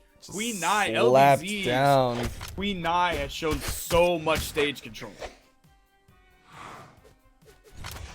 Amer has the lance in hand, avoids the bomb just barely. He's got to get a big gimp on the LDZ, otherwise things are not going to be looking great for him. LDZ, ooh. Player 1 He had to have at least had a recovery. I'm not 100% sure what just happened there, but it looks like the first game is going the way of LDZ quite handedly. I'm not sure what happened. Looks like Katarsair was Amer's bane right there. Interested to see. Oh, looks like he's gonna switch to Queen Nai. Generally, you don't want to go main to main against someone, especially when you're not a Queen Nai main. But maybe Amer's gonna try to point out how broken this character is. I'm not sure. I'm really not. But we'll see what's gonna happen. Amer coming in with Queen Nai versus LDZ's Queen Nai.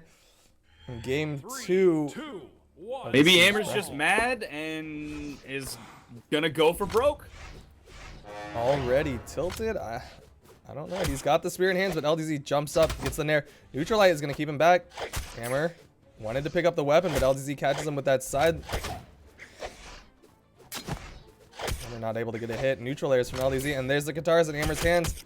But he dodges right into a Neutral Light from LDZ.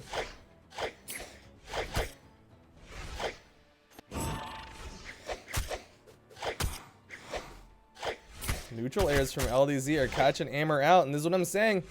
Generally, you don't want to play against someone's main with their main, but I guess Amer might have something in his back pocket, but right now, he's basically just dodging into nairs, and LDZ has been winning out.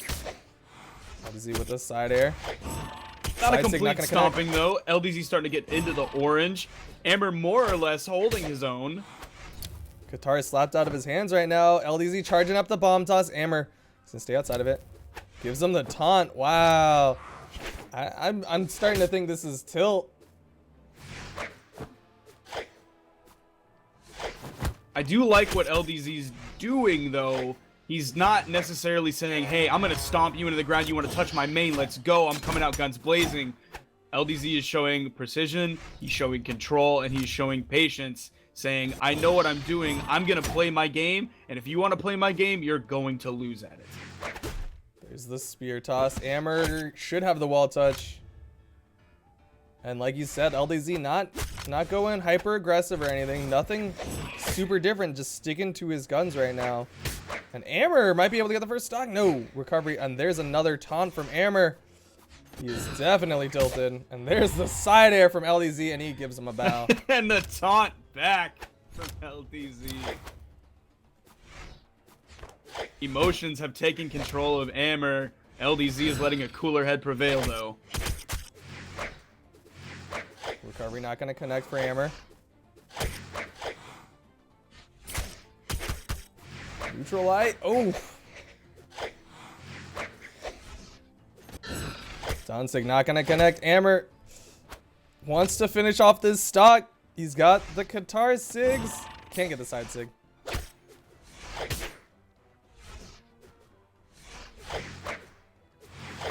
I think I'm going to hear the Qatar recovery sound in my nightmares this evening. And Amer gets the side air and a third taunt coming out. He's trying to show off every single taunt he's got on his controller. Really? You think the Qatar recovery? I think the Qatar nair is what me haunting my nightmares. But the side stick from LDZ is going to send Amer off the map. Weapon toss.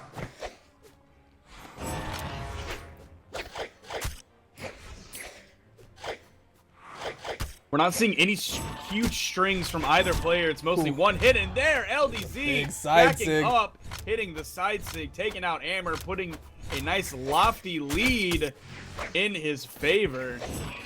Neutral sig not going to connect. And LDZ once again popping up with these neutral lights.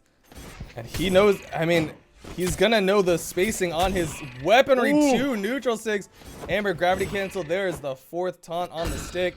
Down 6 sends him off the map, and he's going to stay alive for now. Gravity cancel neutral sig. Those sigs. Player one wins. Those Jumping into every sig. And with that, we are going to go over to the analysts to see what they think about the tilt.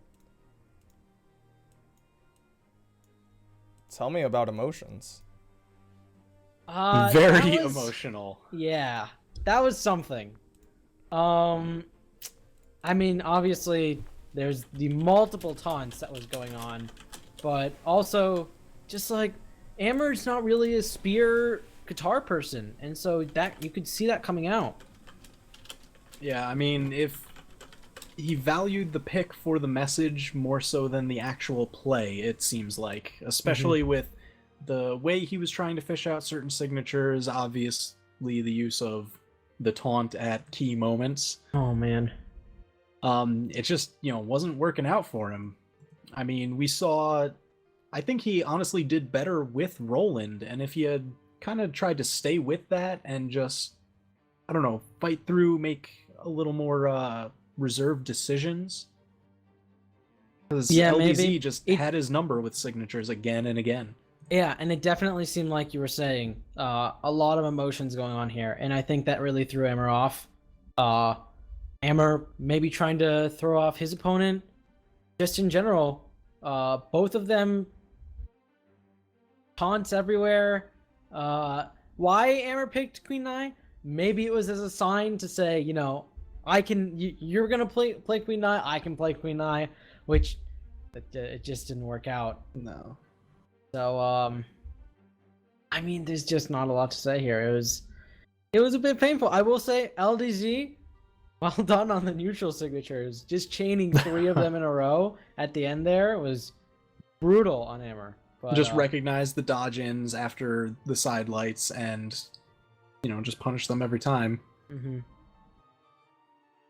But That's in about general, it. yeah, that's about it. So, I mean, that puts LDZ into... where does that move him on to? Pickled potatoes in losers semis? Yes, it looks like LDZ is going to go up against Pickled Potatoes. That leaves us 4 people. Wow. Pickled Potatoes, LDZ, Pugsy, and Legit Punisher. Those are our final 4 so far. All right, yeah. And I think we will probably have to wait on that one just a little bit, if I'm hearing this word correctly. Yes, it sounds like LDZ is about to fight Amer again in a different tournament. Wow. So, you know, we won't be seeing that here, but should be interesting nonetheless. And I think the other match is going to be Pugsy versus Legit Punisher, which I'm excited to see as well. Yeah, both very solid players. We saw Legit Punisher kind of force his way through Stardust. Fantastic use of his lance, nice adapting throughout the match. And Pugsy, I mean, we've always just seen constantly strong showings from Pugsy. So Absolutely. it's going to be a very good set. He played really well in the last championship series, and I expect, you know, when I say he played really well, he won, but I expect this time around he has the competition again to face off against, but he stands a very good chance at placing. Yep. I think we're done here, although we may have a little bit of time to wait as LDZ finishes up his match to play up against Pickled Potatoes. What's it looking like, Duke? Okay, so I think the plan is we're going to go over to winner's bracket, finish off the winner's finals, and LDZ and Pickled Potatoes will come back to, and the winner of that will fight the loser of Pugsy versus Legit Punisher. Right now, I think we're trying to get a hold of Legit Punisher, but we've got Pugsy here. Pugsy is ready. Pugsy is in and ready to go, but we just need Legit Punisher, and we'll be going to the winner's bracket. But with that, I'm going to switch on over to talk to Sparky about what is coming up. So thank you guys, and I'll see you guys in a little bit. What is up, Sparky? How you doing? I'm doing good, man. Give me a second. Because everyone's just looking at Creed right now. And TWK before I switch screens. There we go. We've got Pugsy. We're waiting on Legit Punisher. He's a little bit in the mystery box right now. Some empty space. But right now we've got Pugsy ready to go. He's going to be going up against Legit Punisher. Legit Punisher has actually been doing really well. He came in, I want to say 11th seed? 7th seed. No, excuse me. 7th seed after everything was said and done. And he was one of the highest ranked of the people who didn't have tournament points coming in. And he's showing why his elo is so high, because he ran through quite a few people. He took out Stardust. He took out Twilight. He also took out Ilyu and Melvdog, and he is looking at Pugsy, the next one on the chopping block.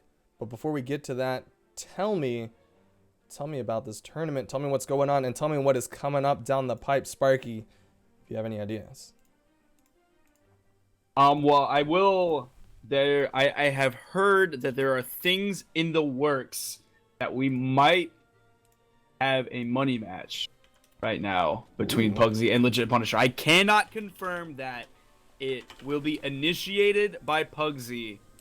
We will see if Legit Punisher will accept the challenge and confirm putting even a higher stake on this match.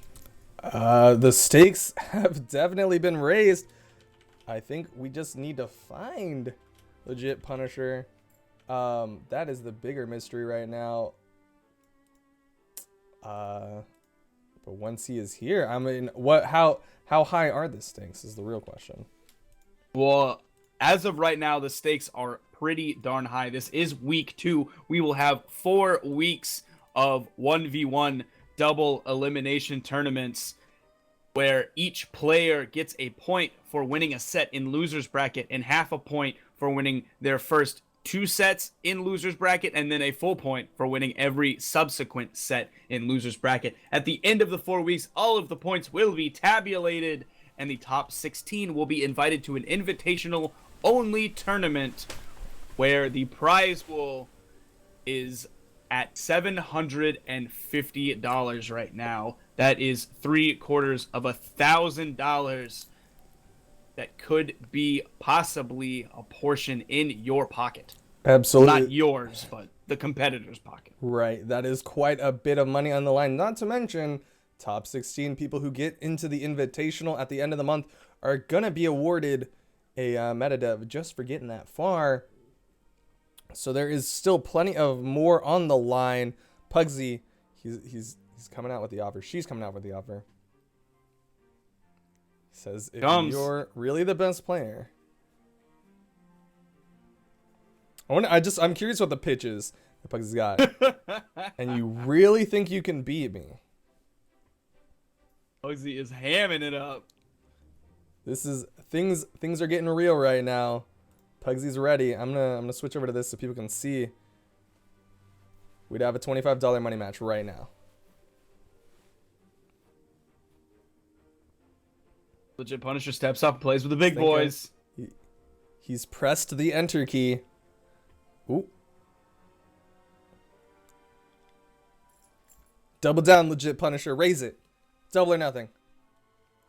Oh! Ooh. Well, I'd admit you're a good player, but you're not hard to beat. Ooh.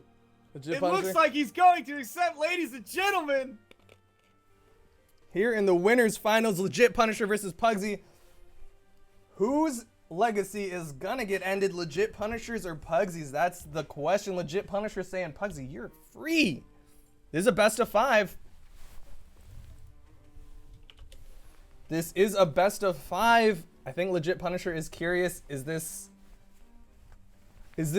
a true match? Is it gonna be the best of 5? Oh, he says, let's do it. He is accepted. Ladies and gentlemen, We got a money match. Let's there go. are dollar bills on the line right now. They say, through what's happening in a few weeks, let's get some dollar bills today, ladies and gentlemen. We have a money match. We have the money match of the month. I don't know. This is arguably the biggest money match of Brawlhalla's history right now. I know you did the $20 money match against Part of the Creed, and you won it out. You were the reigning money match champion, but it looks like Pugsy and Legit Punisher are looking to do another money match. It won't be LAN, so you'll still hold on to that title as the reigning LAN money match champion, but Pugsy and Legit Punisher looking to have the highest bounty on this money match, and bans are about to be underway. Things are heating up here in this BCS winners finals. Sparky, how hype are you? I'm really excited now, even though it's only $25. Like, the premise of a money match, just that puts everything out on the line. We've seen Legit Punisher post on Reddit that he believes he is the best absolute player in the community. I know Pugsy has a high opinion of herself and probably thinks she's one of the best, if not the best player in the community. So, not only a fight for money, cash, cold, hard simoleons, but this is a fight for ego. I mean, not only ego, I'm pretty sure they're both fighting for their respective clans. Legit Punisher, leader of King, I believe, like arguably one of the biggest names in the under the King roster. Pugsy on the other side, maybe not the biggest name for Boo, but has quite the winning history and is still one of the top players in Boo, if not, you know, one of the top 5, top 10. That is up to opinion, but regardless, Pugsy right now is going to be representing Boo in this money match. Not only are they representing themselves and their own legacies and their own just histories, but they've got so much of a team and a clan behind them, and things are definitely getting serious right now. Legit Punisher, is he? Oh no, he said ban pass, and I thought he was passing his ban for a second. And I was like, whoa, whoa. I wish. I wish. Pugsy not playing around right now, has Hattori locked in. Legit Punisher, Nash. All right. Okay. We're going to see a Nash pick, and we are good to go. Pugsy versus Legit Punisher, winners finals of the BCS Championship Series. I'm reiterating. Brawlhalla Championship Series, BCS, as well as a $25 money matchup. Pugsy's underway. Sarah into an air. Ooh, placing that mine right above Pugsy's head. Gets the scoop, can't get the nair follow-up. Stomp, can't get the Sair follow-up. Pugsy gets a dare onto him, gets the side light as Legit Punisher tries to make his way back to the platform. Now, both of these competitors are in A, so we shouldn't see any Johns about ping. Now, there's always Johns about ping, but it doesn't matter because there is also money on the line right now. Legit Punisher a little bit behind in health. Pugsy gets the nice ground pound, second ground pound, nair, finishes it off. First stock going the way of Pugsy. Pugsy only in the orange. Legit Punisher has the spear that I would assume he's more comfortable with, given that we've seen him play Orion for most of the tournament so far. There's a nice recovery to send Pugsy into the sky.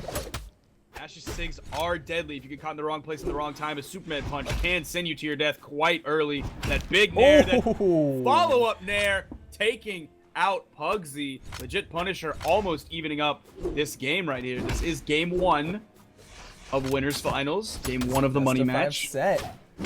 Pugsy was trying to use that weapon toss to get some protection against that nair, but didn't come out fast enough, and Legit Punisher able to get the juggle right now. Health basically even. Pugsy gets a dare on the Legit Punisher. Legit Punisher looking for these scoops into nairs again. Oops, switching it up, has the spear, but he's getting pogoed right now. Ooh, these players trading back and forth, but Pugsy definitely getting the better of the trade. Sair after Sair after Sair. Pugsy got the wall touch. Oh, down 6 sends Pugsy off the map. Avoiding the spear toss. Gets to the wall. Pugsy's going to survive for a little bit, but as we've seen, the stocks... Oh, and that big ground pound. Legit Punisher saw that Pugsy was approaching, ready to come out of that shenanigan zone, hitting the big ground pound.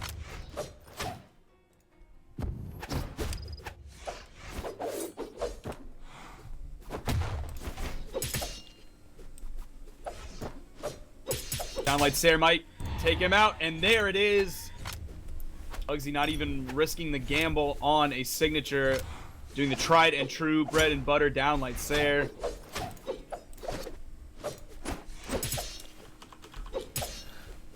Pugsy and Legit Punisher trading blow for blow. Still very even. Hasn't completely gone one way or the other, and right now I think the full set is a little bit in Legit Punisher's favor, given that Legit Punisher still has the Orion to switch to should things go awry. But right now, Pugsy's looking to start with the early lead, but Legit Punisher with these Sairs knocking him away. And her. Double Sair is definitely going to hurt. Pugsy is going to feel that. Definitely playing Hattori. Both of them dancing Amer around is right now. so brutal. You cannot trade with a hammer. Oof. Ground pound interrupted by the nair from Legit Punisher. Another nair. Pugsy in trouble. A couple more of those. Pugsy able to punish the down signature. Dare finishes it up. Pugsy takes game 1. Pugsy perfectly waited for that hammer recovery to go out because that would have beat his dare in terms of hitbox, hurtbox, interaction. Pugsy showing the patience and control, waiting for the perfect time to hit that dare and send Legit down below. Right, but Game like 1. I was saying, Puggers. Legit Punisher has the character switch. Pugsy does have character backups, but I think for the most part, Pugsy's not going to deviate too much from this like Hattori, Bodvar, Asuri, sword plus thing character choice. But right now, we're going to see is Legit Punisher sticking with this Nash. He also has the option of map pick. Yeah, he's going to stick with this Nash, and they're going to go to Mammoth Fortress. Of course, this is just game 1. We have 4, possibly 4 more games coming up. So this is anybody's set, anybody's $25 at this point. Here we go. Game 2. Can Pugsy lock it out and get the 3-0 over Legit Punisher? I don't 100% know. Legit Punisher was staying relatively even with Pugsy up until that final dare gimp. Pugsy staying aggressive, trying to stay on top of Legit Punisher. Neutralite punishing off the whiff dare from Legit Punisher. Downlight Sair. Perfect stock going the way of Pugsy. There it is. Oh, that is not a good start for Legit Punisher. Absolutely not. Pugsy is just ramping forward. Like you said earlier, Pugsy, a very emotional player, and has the momentum right now. Legit Punisher is going to have to turn up very hard and stuff that momentum. Mine is not going to hit, and downlight side air into a neutral sig. Slide charge, neutral sig. Pugsy takes the second stock and has so much health behind her. Oh no! Things are not looking good for Legit Punisher.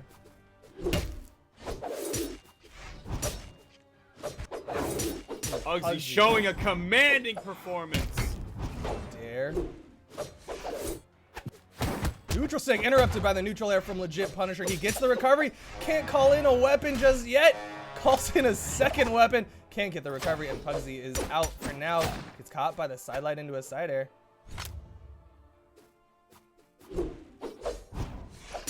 Neutral air from Pugsy. Side air from Pugsy.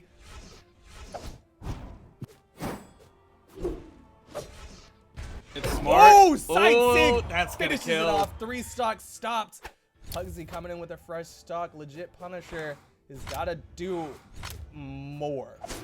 He has a lot of work ahead of him. He needs to roll up his sleeves and get out that elbow grease.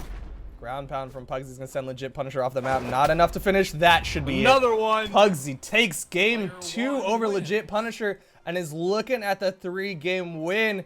Legit Punisher, I thought it was relatively even. I thought after game 1 that Legit Punisher had a chance. Right now, Pugsy is looking to stuff any hope for any Legit Punisher fan, friend, person who just wants a slightly more even matchup, and Legit Punisher has to be thinking long and hard. Maybe Legit Punisher is gonna draw out this character pick for a little bit longer and try to stop that Pugsy momentum, but he's got the Orion right now. There's the Orion you were talking about. And we will see if that is enough to turn the tides of battle. See, the first game, when you play against someone who maybe you haven't played recently or haven't played in a while, it's sort of a feeling out period. You have to learn what they're doing. You have to learn what works against them and what you can do to beat them. And that's, I think, what we saw the first game. And Pugsy just immediately flipped that switch and adapted the second game, which is why we saw such a strong performance. Absolutely. A lot of times, like you said, players spend the first stock, maybe the first game in a best-of-5 set, trying to figure out how their opponent plays and trying to adjust for the rest of the set. And Pugsy, it looks like she's made the adjustments, but Legit Punisher has, with this Orion switch, makes that adjustment a lot harder because people generally don't play the same character or different characters the same way. But right now, Legit Punisher staying relatively even, gets the down sig onto Pugsy. Pugsy. Ooh, gets caught by the recovery. Definitely favoring that spear, which I would have thought he would like to go to Lance to kind of switch it up, seeing as we just saw Natch's spear. Obviously, the two are different spears, definitely different signatures. But I'm surprised we aren't seeing more a shift towards Lance. There's the Lance. Can't get the neutral sig. Pugsy gets the sidelight. Can't get the follow-up weapon toss. Both characters in the red. Legit Punisher in trouble. He's gonna make it back. That was an interesting recovery choice. I'm not sure if he was trying to punish any sort of aggression from Pugsy. Neutral sig catches Pugsy. Pugsy gonna have to try to make her way back down and makes it back to the ground. I'm surprised Legit Punisher didn't go for any sort of recoveries. I think they're both incredibly nervous right now. There's money on the line, there's reputation, there's ego on the line. Pugsy not wanting to throw away this 2-game win streak right now. Legit Punisher not wanting to throw away his reputation. Recovery not gonna connect. Legit Punisher in the red. Oh, down sig catches Pugsy mid recovery. And Legit Punisher with, I want to say, the first lead of the set. Spike ball not going to connect. Legit Punisher in the red. If Pugsy can get a spike ball hit or a ground pound in that shenanigans area, it should be enough. Down sig not going to connect. And Legit Punisher is going to get the punish. Ground pound finishes it off. Not too much damage for Pugsy. Clear on the board. Doesn't want to give Legit Punisher any sort of options.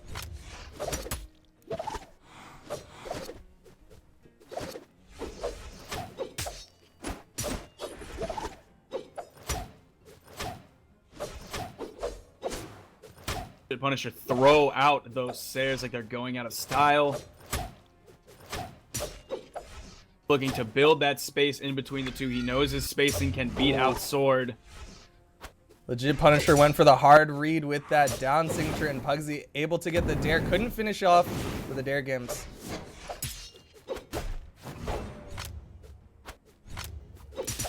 Nice jump side air. Pugsy isn't playing a strictly ground game or a strictly air game. I'd like to see more nairs coming out of Legit Punisher's lance just because they cover so much area. Oof. Pugsy went for the neutral sig read, and Legit Punisher kicked her in the back of the head with that dare.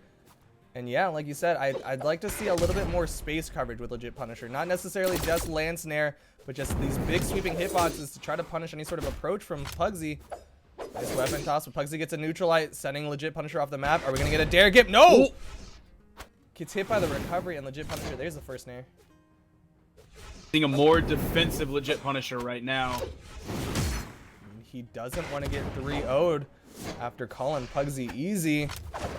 Ooh, ground pound not going to connect. Pugsy, ooh, gets caught by the recovery. I think Pugsy was trying to stay just above and then punish with the dare, but went a little bit too close to the sun. Oh, and there's a returning recovery from Pugsy, all but evening up this game. Stocks even once again. Pugsy gets the side light into a side air. Oh, wasn't able to get another move off before Legit Punisher could catch her with the neutral air.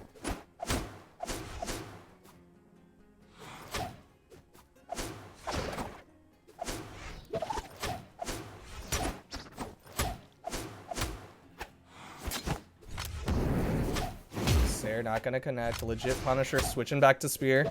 Can't get the recovery hit. And Pugsy and Legit Punisher both fishing for Sairs, and Legit Punisher able to get that neutral air. Oh, neutral sig not going to connect. Pugsy gets a nice side light into his side air. Surprised he did that there. It wasn't going to spike the Orion neutral sig. Strange interactions happen with it. I'm not sure why he did that. That put him in a position for some huge punishment from Pugsy. Absolutely. Pugsy has been in control basically since that neutral sig toss. Could this be it? And there it is. Pugsy takes the it 3-0.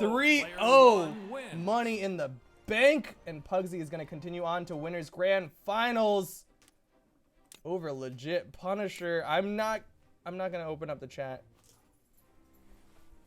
for the hot BM. But let's see what the analysts have to say about that. Wow. Did that really just happen? 3-0. I don't think there's really anything to say here. Pugsy dominated Legit Punisher. Yeah, that was convincing performance. I know we were talking about it. I don't know why he stuck with Nash for 2 games. I think the point that you had brought up, the first game, you know, it was close at the end, but it was still just not good enough to warrant the Nash pick a second time. Yeah, that third match, legit could have won. And it was close. Absolutely, it was very close. He played really well. But he's an Orion main, and his Orion really showed the third match. It does confuse me why he decided to pick Nash in the first place, and especially why after losing that first match, he didn't switch from Nash to Orion in the second match. Because I think that absolutely would have helped.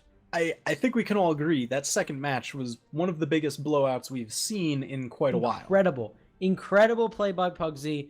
A 3-stock in the second match was a dominating performance. And any momentum that Legit might have tried to gain in the second match, gone. Pugsy just really snuffed him out. Yeah, I mean, this is going to be really interesting to see. Loser semis we've got coming up, Pickled versus LDZ. Winner of that's going to face legit Punisher. You got to imagine he's going to go into the losers finals very hungry to come back at Pugsy in grand finals. I mean, I was even gonna say, like, after that, like he might be down on himself after losing that money match, because he did talk a lot about, how he can beat Pugsy. Pugsy, doesn't get to say he's the best player, and then after that, losing in a 3-0, that's huge. It's huge. Yeah. Oh yeah. And so definitely, Pugsy sticking with Hattori. Well done. Pugsy, one of the things Pugsy has done really well in this entire tournament is having variety in his character selection.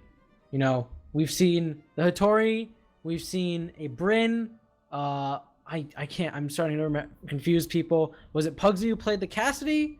That Cassidy pick that we saw in the first round, I believe. I think that may have been someone else. Either way, though, a lot of variety coming out in those top players. And legit Punisher, he's really solid on his Orion, but he doesn't have as much variety. And when he tried to play Nash, it just didn't work out. It really hurt him. And definitely, we've talked a lot so far in the BCS about momentum. Huge.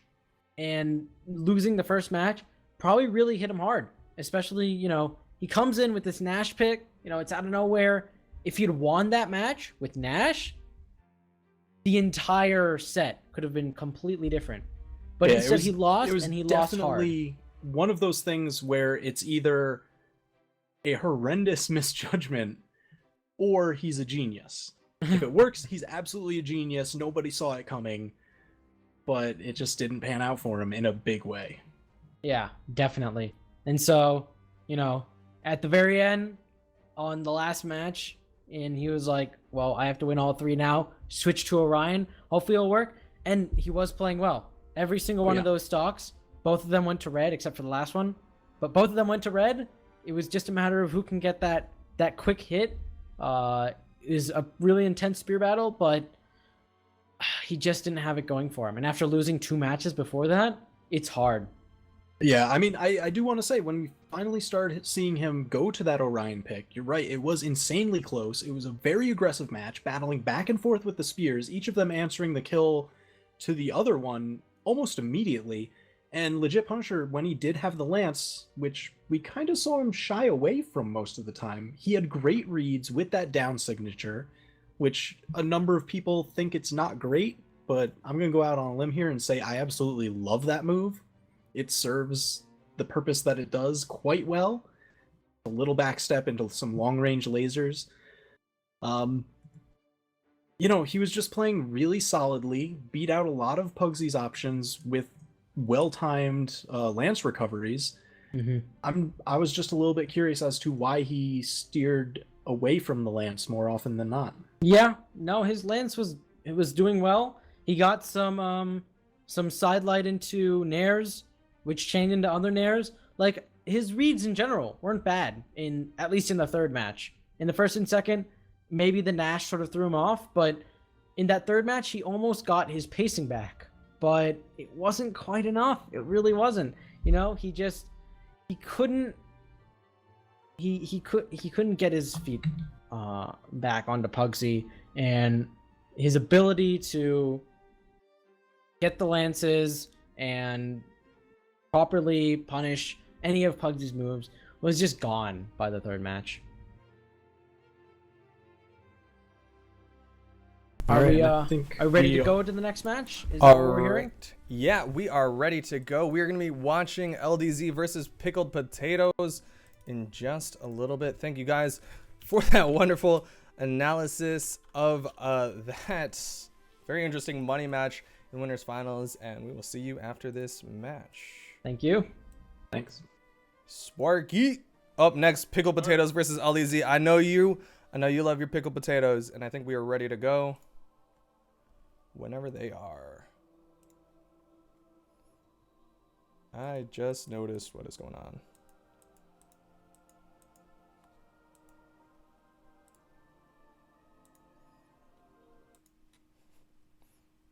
Are you? Going into the game. Oh, you were muted. Oh, cool.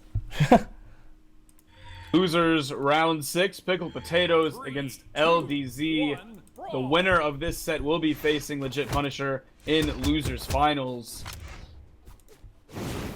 All right, like you said, winner of this is gonna be going on against Legit Punisher. Pickled potatoes right now trying to get on top of LDZ. LDZ hasn't been able to pick up the guitars, and Pickled Potatoes has those guns he's absolutely dominant with earlier on, and LDZ picks up a spear, gets a side air, but can't get the neutral light follow-up.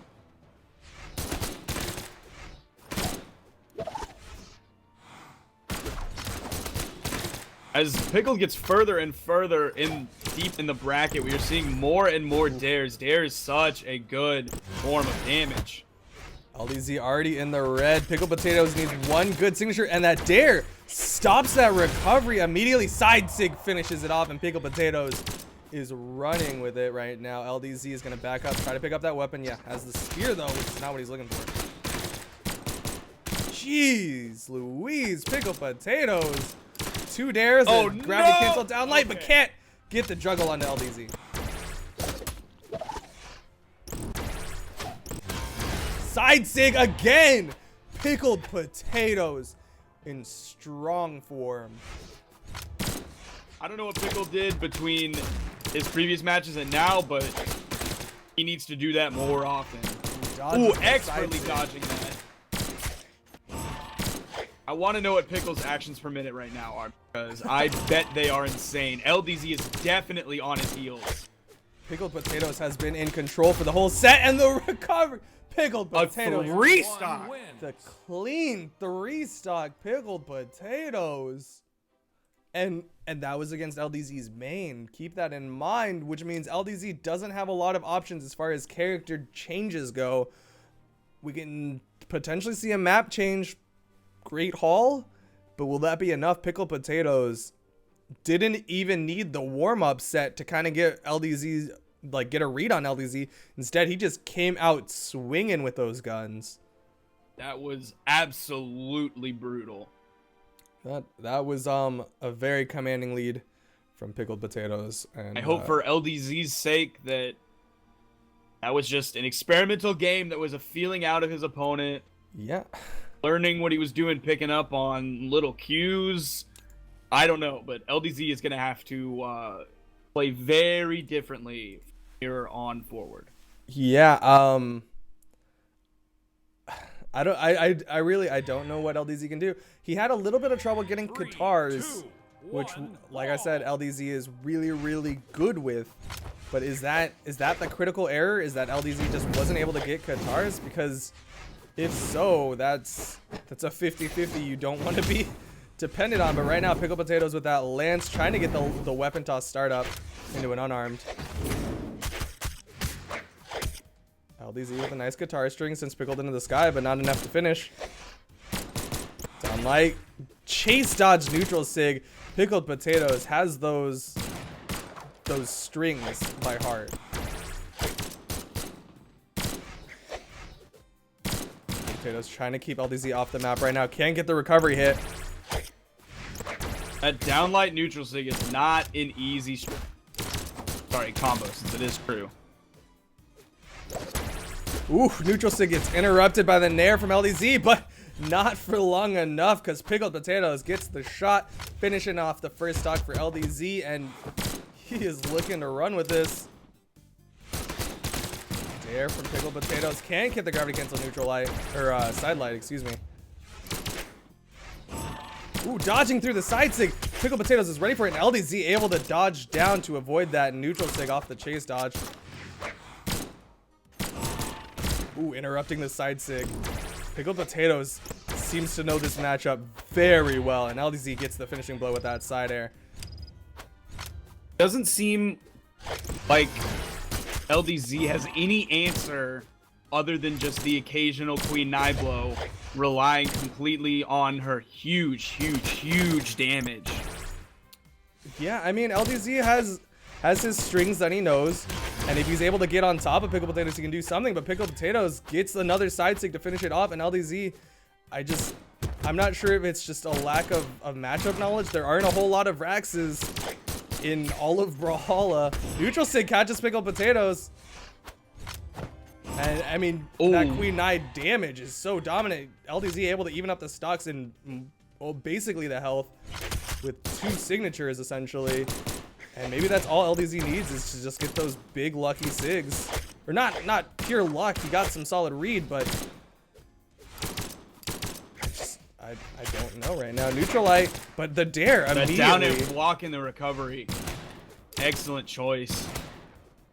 Seems like Pickled Potatoes just has the answers to all of LDZ's stuff, and right now LDZ just bunny hopping, waiting for the opener. Pickled all but completely zoning out LDZ. He can't even approach. LDZ tries to dodge in, and Pickled is ready with a jump nair. Can't get the recovery hit, but now LDZ is unarmed thanks to that down sig, blasting the guitars out of his hands. Trying to chase with that Sair, not able to get the hit. Gets the sliding down sig, and Pickled is up 2-0. LDZ has one last chance to figure out something. He did better. He did better. Yeah, he definitely did much better. He got Pickled into orange on his last stock instead of the 3 stock. Maybe LDZ is having some lag. He might be restarting his business. No, this is best of 3 because this is loser semis. Sorry. You're right. This is best of 3. For some reason I thought this was finals.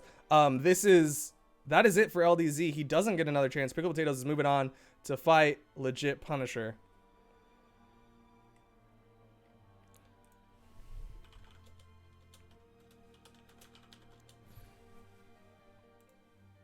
And with that legit Punisher, we are waiting on you again. Oh yeah, let's go on over to the analysts and see what they have to say about what just happened. Sorry about that. How's it going? That is a blowout match if I've ever seen one. I would say it's one of the most incredible like 3-0s we've seen today, except for that Pugsy match against legit Punisher. Today's just been an incredible showing of force by some of these players. It's really amazing. Yeah, and, you know, we've been talking about LDZ, you know, not having as storied of a past in Brawlhalla as some of these other players like Pickled Potatoes. And it definitely shows, because I know Creed was bringing this up. To play against Pickled, you need to know Pickled. He has a very signature style, very signature decisions that he makes. And if you haven't played against him before, you're gonna suffer for it. Yeah, and so, you know, the ability Pickled has been the bane of existence for a lot of top players. A lot of the time people will talk about how, man, I can beat everyone but I can't beat Pickled. I've heard that a lot over just like, you know, over the history of Brawlhalla. And so just in general, LDZ's inability to have that core experience with playing against Pickled, I think that really hurt him. Pickled, in the first match, right now, I think, in, you know, as far as my opinion goes, Pickled, one of, if not the best guns player in the game. I mean, we can just watch those matches as a clinic on the playstyle. Just so much damage coming out, so many proper decisions, beating out so many things. I mean, we saw him stuff Nye's side signature from Katars with the downlight I don't know how many times, a bunch of Katar recoveries just stuffed with down airs. They were all just split-second correct decisions almost every single time. And, you know, just in general, Pugsy's, not Pugsy, Pickled Potatoes guns, arguably one of the best in the game, if not the best. And you really saw that in that first match, because I want to say, I don't think he even picked up the lance in that first match, and it was just a full 3-0 done in 1 minute and 30 seconds. I mean, you can't get any better than that. Especially in such a high up match in this tournament. LDZ, not a bad player at all. Oh, no, definitely not. He really struggled against Pickled's just incredible spacing game. The reads were amazing, And overall, Pickled played a very mean match. And so it'll be interesting to see him move up and how well he plays in the coming matches. Yeah, and I think that just about does it for us over here. All right, well, we will hop back over, and I'll talk to Sparky a little bit before Legit Punisher comes back to fight Pickled Potatoes. Thank you guys for your input. Thank you. Sparky, we've got Pickled Potatoes versus Legit Punisher. I'm looking at the in-game chat right now. And I guess Pugs is giving a little bit of advice on how to fight Legit Punisher before Legit Punisher comes in. I'm not 100% sure, but we need Legit Punisher to come in shortly, and we will see him in the winners finals. Winner of this will go on to fight Pugsy. Pugsy, currently in first place, won last week, is potentially in position to win this week again. And if Pugsy is ready and willing to win, what are the words I'm trying to find? If Pugsy is able to win again in the winners grand finals and not lose and not get the reset, then Pugsy will have the winner's bracket bonus again for being unkillable. So we'll see if Pugsy is able to do it 2 weeks in a row. But right now we are waiting on Legit Punisher versus Pickled Potatoes. I'm not sure where Legit Punisher is, but Sparky, how are you doing? And what do you think about the upcoming match of Legit Punisher versus Pickled Potatoes? I'm super excited. Rax. A lot of people don't play Rax, so I'm always happy. Another fellow Rax player. I wonder what we're going to see from Legit Punisher as well. Is he going to go tried and true Orion all the way through all 3 games, or is he going to see if bring out that Nash again and give that another shot, see if he can have success against that? I personally do not like playing against Nash. I feel like it's maybe not a terrible matchup, but I feel like it might be just in Nash's favor a little bit because of those signatures. They are so deadly, and with that 4 defense that Vrax has, they can take you out pretty early, especially if you're on a small kill box map like Great Hall or especially King's Pass. A Superman punch out of nowhere can just come your entire stock. Like you were saying, those Nash sigs can come out lightning quick and will send a Vrax flying. But Legit Punisher, by and large, is technically an Orion main, and since he's on the chopping block in losers finals, there's potential that he might not even gamble with the Nash and go straight to Orion. In which case, how do you see that working out? I honestly don't know. I think we're going to see a different Legit Punisher than we saw before. I think that 3-0 was a come to Jesus meeting. It was a wake up call, and I think he as such. You're cutting in and out a little bit, but Legit Punisher, he is here, he is ready. They're gonna do some bans just a little bit, but like you said, I think the Pugsy fight was a little bit of a wake up. I think Legit Punisher had to hold that L a little bit, and at the end of the set, he was like, you know what, you won, good job. No ill words were spoken. He didn't say like, you know what, you cheesed me, or I was lagging. Nothing like that. He had to hold that L. And up next, he's going to be going against Pickled Potatoes, and we'll see if Pickled Potatoes is able to make him hold that L as well. Because Pickled Potatoes, like Creed and TWK were saying, will run all over you if you give him the chance. And if you do not know that matchup, he will show you that matchup, but not really teach you how to fight that matchup. Give Pickled an inch, he is going to take him on. Absolutely, like you said. But I think they are doing the bans right now. Yep. And they have settled on the map. We're gonna see shortly. There it is. He's not messing around, going straight to the Orion, and we are gonna go Legit Punisher versus Pickled Potatoes in game 1 of losers finals. Like he is starting with his main Orion. Yeah. And here we go. Legit Punisher versus Pickled Potatoes. They are locked in. They have the map pick. I believe it was Mammoth is what they settled on. And there it is. Mammoth Fortress, Legit Punisher versus Pickled Potatoes. Hopefully Legit Punisher knows the matchup. Otherwise, Pickled Potatoes is going to run with it. He gets the dare first. And Legit Punisher picks up the spear. Clears the spear, but now is unarmed against Pickled Potatoes. Lance. Potatoes gets the weapon toss, can't get the follow-up unarmed, and now we've got Lance versus Lance. Sidelight into Nair, can't get the neutral stick follow-up as the moving platform pushes him out of position. Nice weapon toss into a recovery. Pickled Potatoes not able to keep it going because legit Punisher interrupts with a weapon toss of his own. Spear weapon toss sends Pickled Potatoes off the map in the yellow. Barely missing that bomb. That downlight neutral sig. Pickled Potatoes sliding forward, gets a cider on the legit Punisher. Legit Punisher not able to get the Nair hit.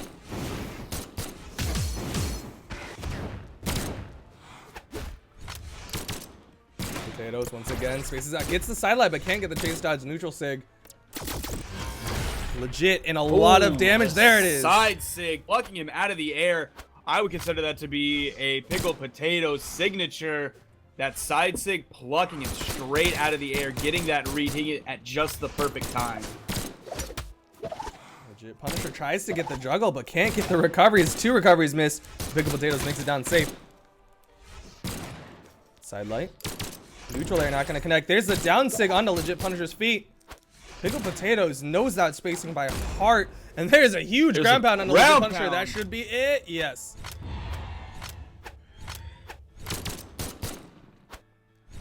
Pickled completely slashing and burning that entire field of weapons. There is nothing but a spike ball now for legit Punisher, but he's able to pick up a lance as it spawns. Nice nair from legit Punisher to knock Pickled away. Dodging around, can't get the recovery hit. Ground pound on the Pickled's head, and that will give him a stock, but Pickled Potatoes with a full stock lead right now. He's gonna get the call in the weapon and has the lance, gets a sidelight into an immediate nair. The Punisher tried to dodge through that sidekick call-in, but Pickled was waiting for that and was ready to hit him with a sidelight. Neutral air again for Pickled Potatoes, gonna knock legit Punisher away. Gets the neutral light as legit Punisher is coming down. Down air, or down light, excuse me, and do a neutral air.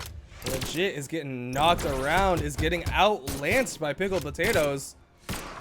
Legit Punisher's lance is very dare heavy. If he's in the air, chances are he's probably going for the dare that you can read, and Pickled Potatoes turns around, hits him, ends the aggression with a Rax gun neutral sig, taking him out. Game 1 going to Pickled Potatoes.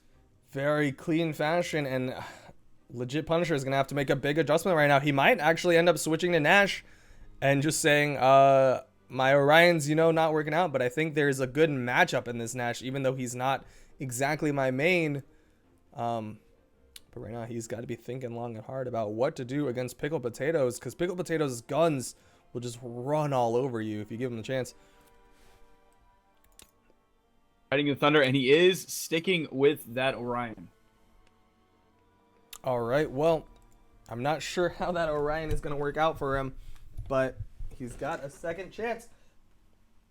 And he's got one more chance after this.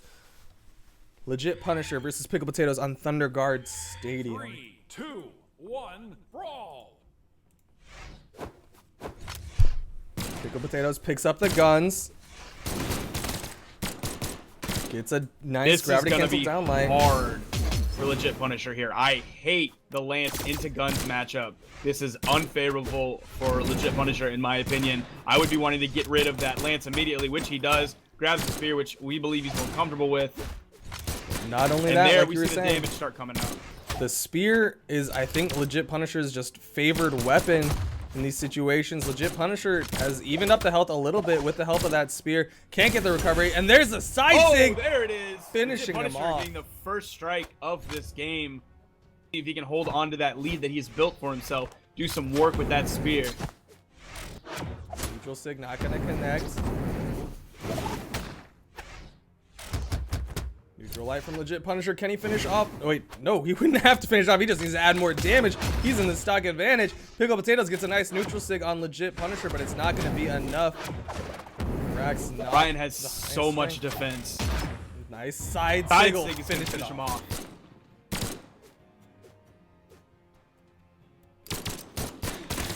Pickled Potatoes gets a good dare on a legit Punisher. Waiting for the opportunity. Can't get the nair before the pogo stick bops him in the face. Nice side air to knock him back. Gonna try to keep him away from this weapon or the wall. Legit Punisher going high. Pickled can't catch him with that neutral air. There's the neutral air. Can't get the recovery.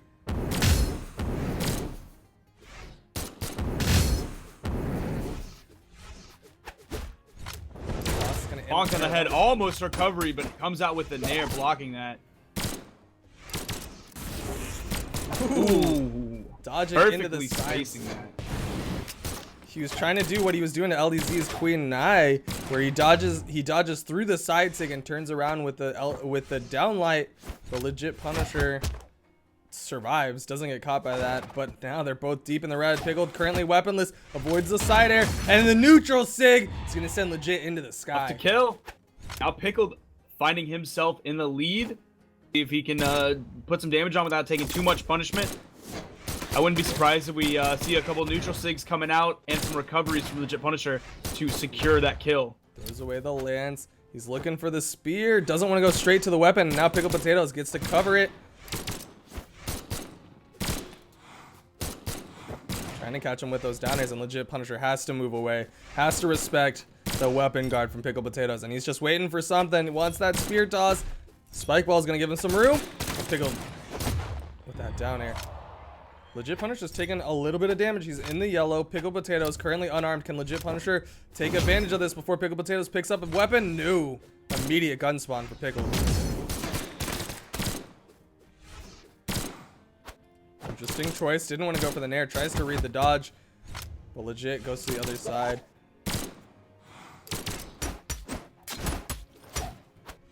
Ooh, if he had gotten that spear toss, Pickled would have been in trouble, but Legit Punisher with that spear has been able to even up the health just a little bit. Legit trying to dodge forward with that falling nair. Recovery. Pickled not able to punish. Legit not able to get the double recovery. Legit looking for this recovery finish, but the neutral. There, the neutral sig signature. again. One wins. And Pickled looking at the 2-0 right now. Can he get the 3-0? Legit Punisher, he has made adjustments and they have worked. He definitely had a better showing in game 2, but will Pickled readjust, or will Legit Punisher end up winning it back? He's got to win 3 in a row if he wants to come back and reface Pugsy in grand finals. There we're seeing the Nash pick changing up the formula that hasn't worked for him against Pickled so far. Pickled staying tried and true Vrax. Hasn't even changed his color. We're going to see if this Nash pick is what he needs. I mean, I thought he was doing better in game 2, but I guess he just wasn't feeling confident in the Orion versus Vrax matchup and instead opted to this Nash versus Vrax matchup. Oh, gets caught by the downlight into the chase down sig. Downlight. Oh, but Legit goes through the soft platform, and that nair is going to send Pickled to the other side. They're not going to connect. Stomp into a side air, and Legit Punisher has the stock advantage right now. And that is off hammer, not the SIGs of Nash. Just through the Downlight getting dodged through. Can he do it again? No, went for the neutral SIG, but gets stopped by the side from Legit Punisher. Legit staying near that wall. Has that safety net. Gets a good side air on the Pickled, but can't get the nair. Goes now to the wall. Ooh, goes underneath the down SIG. Downlight. Oh, but Legit goes through the soft platform, and that nair is going to send Pickled to the other side. They're not going to connect. Stomp into a side air, and Legit Punisher has the stock advantage right now. And that is off hammer, not the SIGs of Nash. Just through the Downlight getting dodged through. Legit can't get the hit, but Pickled Potatoes wants to finish it off. Can't get that neutral SIG. Dodging around. Pickled goes for the down SIG, but Legit's above it. Can't get the weapon toss, but he gets a neutral light onto Pickled. Ooh, dodges down, and Pickled is ready to punish with that side SIG immediately. Pickled stood there and waited for it. He knew exactly what was coming and had the read on his brain.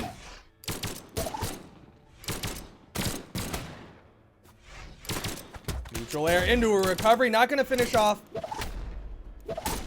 And the recoveries from Legit Punisher are 3 juggling recoveries Pickled. in a row. Looking for the Sarah kill. Got a hammer. Pickled Potatoes picks up the lance, gets a nice side light into a neutral air. Held relatively close. Pickled Potatoes switching it back up to the spear. Gets a ground pound. We're gonna see his signature. Recovery again from Legit Punisher. He is a fan of that spear recovery, and that was not supposed to be a pun. Legit Punisher gets caught by the side light. Dodges through Stomp. Has too much momentum, and the side sig from Pickled is going to even it up.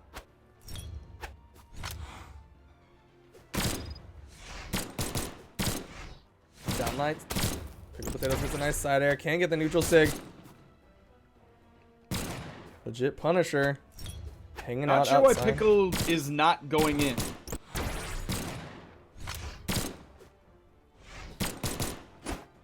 Dodges through the side light. I mean, I don't know. I think he was just wanting to keep a safe area. Didn't want to overcommit in game 3, even though he's got games to lose and room to give. But looks like he doesn't need it. He gets a downlight. Doesn't even chase dodge this time. Gets just the immediate neutral sig and interrupts the hammer ground pound. That neutral blocking sig. and the neutral sig is gonna take out Legit Punisher. That is a 3-0 win for Pickled Potatoes in losers finals. And with that, Pickled Potatoes is going on to the grand finals against Pugsy. Legit Punisher is going to be your 3rd place player. But before we do that, let's go to the analyst desk and see what they have to say. What is up, Pickled Potatoes versus Legit Punisher? Yeah, and with that, Legit gets 3-0'd twice for both of his losses.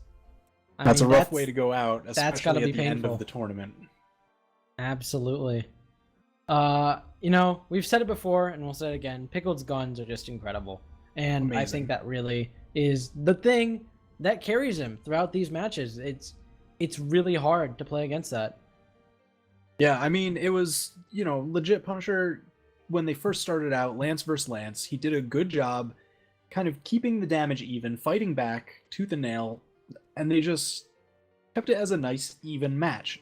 You always just saw whenever Pickled got a hold of a pair of guns, that's where he would take a commanding lead, get some serious damage, serious kills, and Legit just wasn't able to bring it back. I mean, he did arguably better with the Nash pick in that last match, but whatever lead he got from that early offset, I mean, Pickled was able to just eat it up with the guns. Yeah, definitely. And you know, I think in general, Pickled has this very solid base, and honestly, like, you know, I'm very interested in seeing how it goes with Pugsy, because, you know, Pugsy, of course, playing very, very solidly. Pickled's only loss so far has been against Twilight, and he hasn't even gotten a chance to play against Pugsy. So it may be that he can possibly dethrone Pugsy. This is going to be the grand finals, and Pickled's playstyle may just be enough. Yeah, I'm definitely interested in seeing this match. Pugsy just been putting on a clinic with these guns, or Pickled has been putting on a clinic with these guns. Pugsy incredibly strong. You know, he was the one who won last week's, right? Yeah, Pugsy won last week. Pickled didn't get a chance to play last week, but he's here. He's in 2nd place at least, and he has a chance to take down Pugsy. He will need a bracket reset because it is going to be 2 best-of-5 matches, assuming Pickled even wins the first one. So he's got a long road ahead of him, but I wouldn't put it out of the cards. Yeah, and you know, Pugsy is going to be fighting as hard as he can for this win, because that's going to give him a huge boost from these first 2 weeks, winning both tournaments in the series. That's going to put him in a fantastic position. Yeah, absolutely. And so, you know, Pugsy, 14 points, I believe, is exactly how much they had when at the end of last week. So that may very well be enough to take him home this time. And I think if he wins first place here, his record will be high enough that he can absolutely get into the final bracket of BCS. Yeah, and, you know, to get everyone in the spirit of the BCS, we've got some more community colors for you.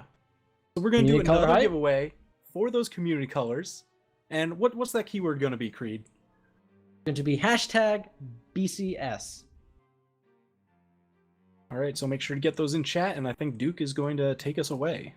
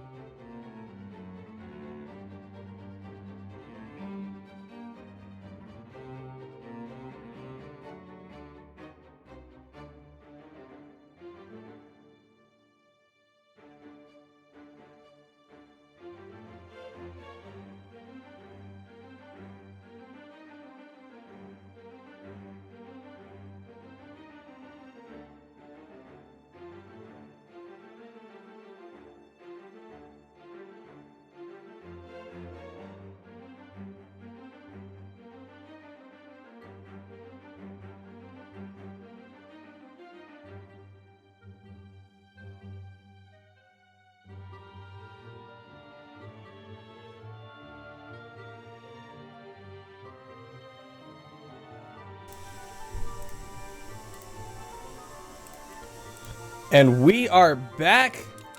We've just given away a community colors. We had to re-roll twice before somebody was able to finally say that they were in chat and ready to accept the community colors. But with that, we are here. We're in grand finals, and we've got Pugsy versus Pickled Potatoes. Sparky, what do you think? I think this is going to be crazy. Pugsy, yet again, in week 2, made it all the way to winners finals without losing a set. And Pickled did not participate last week. So this is his first week. Winners finals and participation. Pickled ran it back through losers bracket, had a commanding performance. Losers finals. Like Pugsy is going back to that Bodvar pick, that main pick that she is so familiar with. Absolutely. I think Pugsy has taken off the padded gloves. No more Hattori, no more Asuri, none of that. We're just going with a straight, surefire Bodvar against Pickled Potatoes' Vrax. I don't know how much Pickled and Pugsy have scrimmed against each other, but from what we've seen, Pickled has been able to run over most people that he has been fighting so far. So we will see if if Pugsy is able to hold him back, or will Pickled get the reset and stop any chance of Pugsy having that winner's bracket extra bonus points. But here we go. Pugsy versus Pickled Potatoes. They're locked in. We're ready to go. And we will be transitioning shortly.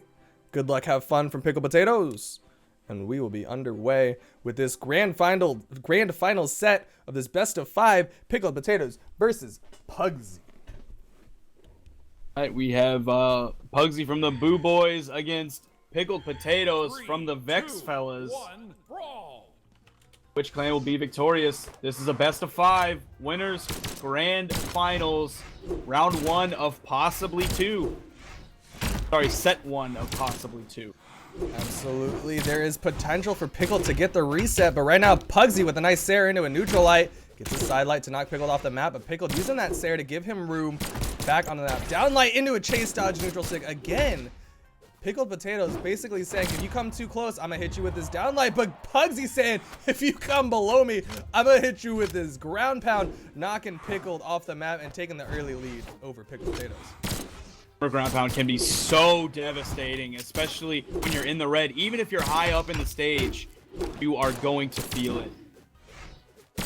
I do not like playing guns in the hammer. The hammer recovery is so strong, and guns are very dare heavy.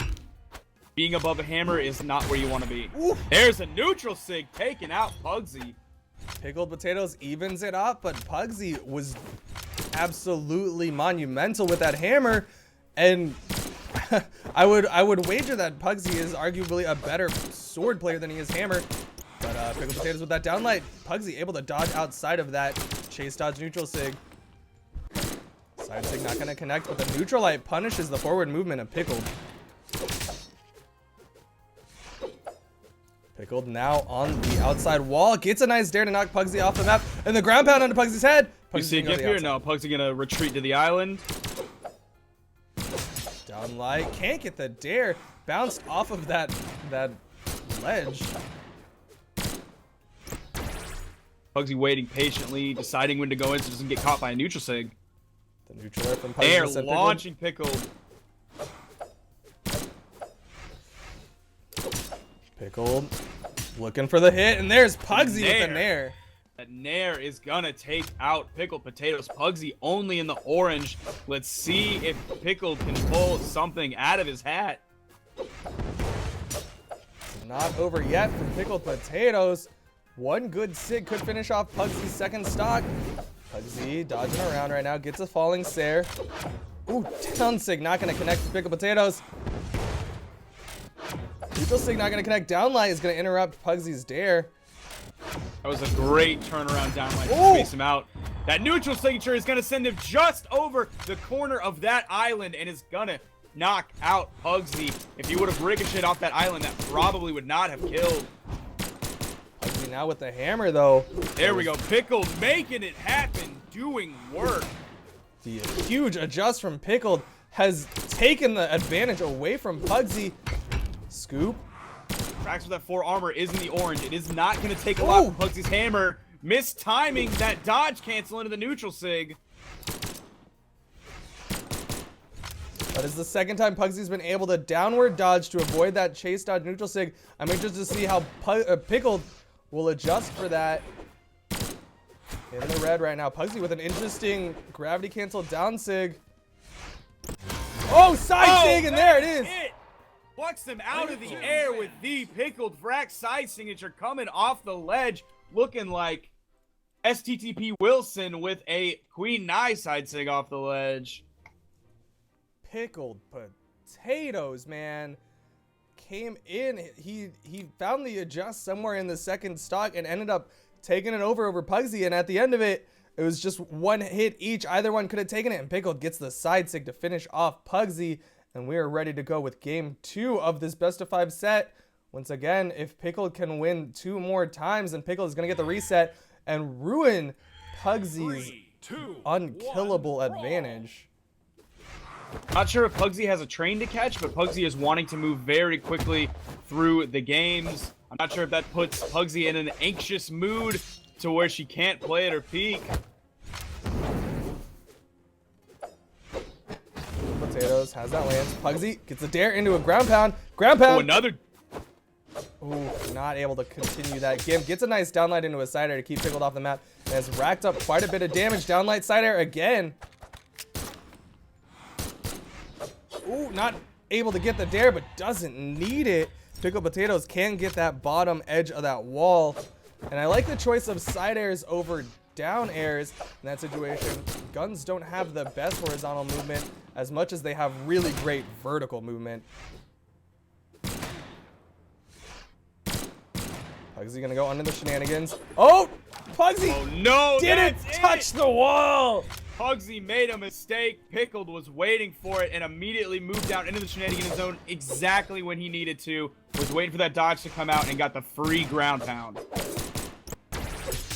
Down light, down air. Can't get the ground pound. Pugsy's gonna go into the shenanigans again. But Pugsy's gotta be really careful. She messed that up a second ago. He fell to her death. Game is now even. Pickled having a slight lead. Neutral light. Ooh, ground pound interrupted by that neutral air from Pickled Potatoes.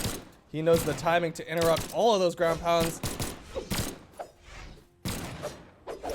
Pugsy not able to get the dare. Nice dare from Pickled Potatoes. Gonna send Pugsy away.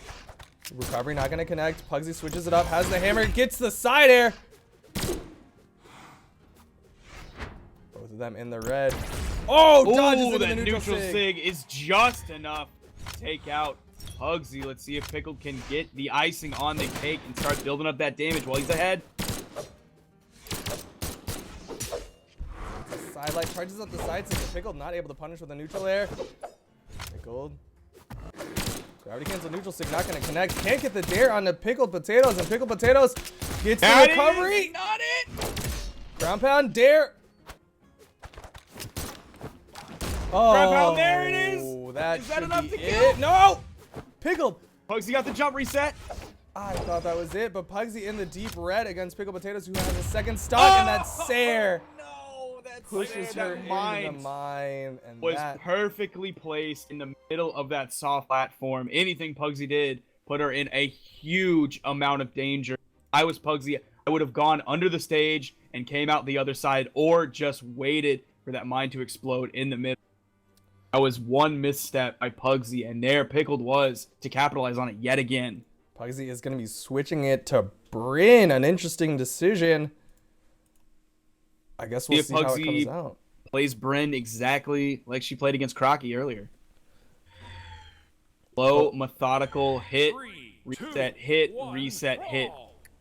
Like you said, though, that one mistake, that Z at the bottom of the map from Pugsy, and Pickled Potatoes was able to take absolute advantage of it off the reset and just ran away with that game. And now Pugsy is staying high in the sky right now.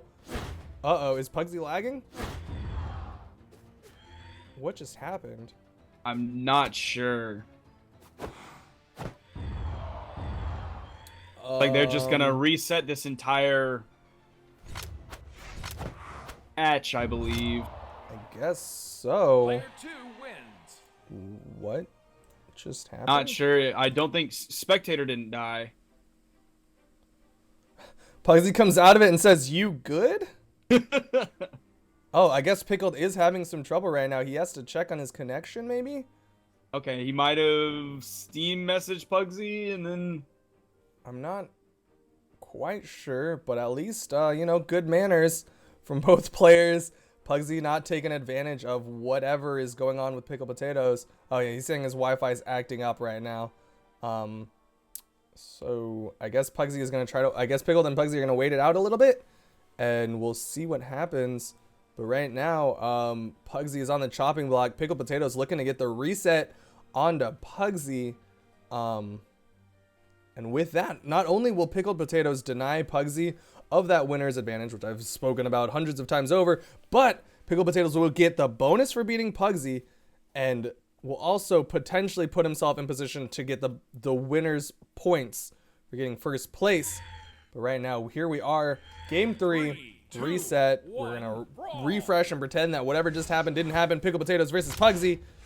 Pickled Potatoes picks up the guns and gets the chase dodge. Immediately starting with you. Oh! My gosh! 0 to death. Pickled Potatoes coming out swinging. That internet connection is fixed, ladies and gentlemen. My man is not getting Comcasted anymore. Oh, That is fatal for Pugsy. that, I mean, on the plus side for Pugsy, she's got the reset after this match, but Pickled Potatoes coming out full force. And it's going to take a lot for Pugsy to come back right now. Pugsy has the axe, but another recovery. And Pickled Potatoes is looking at the 3 stock. That is another stock right there for Pickled. I don't think Pugsy's going to get the 3 stock, and there it is to finish out Pickled's first stock. Oh, the taunt. That is a huge disadvantage for Pugsy, though. Nair into a recovery from Pickled. Goes for the gravity cancel neutral sig. So Pugsy goes to the other side. Side sig not going to connect, but Pugsy able to punish a little bit with that side light into a side air. Can't get the down light. All games where Pickled dropped a lot of recoveries, this is not one of those games. Ooh. And there's another one. Gravity cancel down sig not going to hit. He is looking to run away with it right now. Side sig connects. Gosh!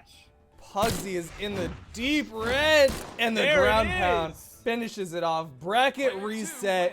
Pickled Potatoes in huge form, and I don't know. I mean, it wasn't the Bryn switch that was the fault for that.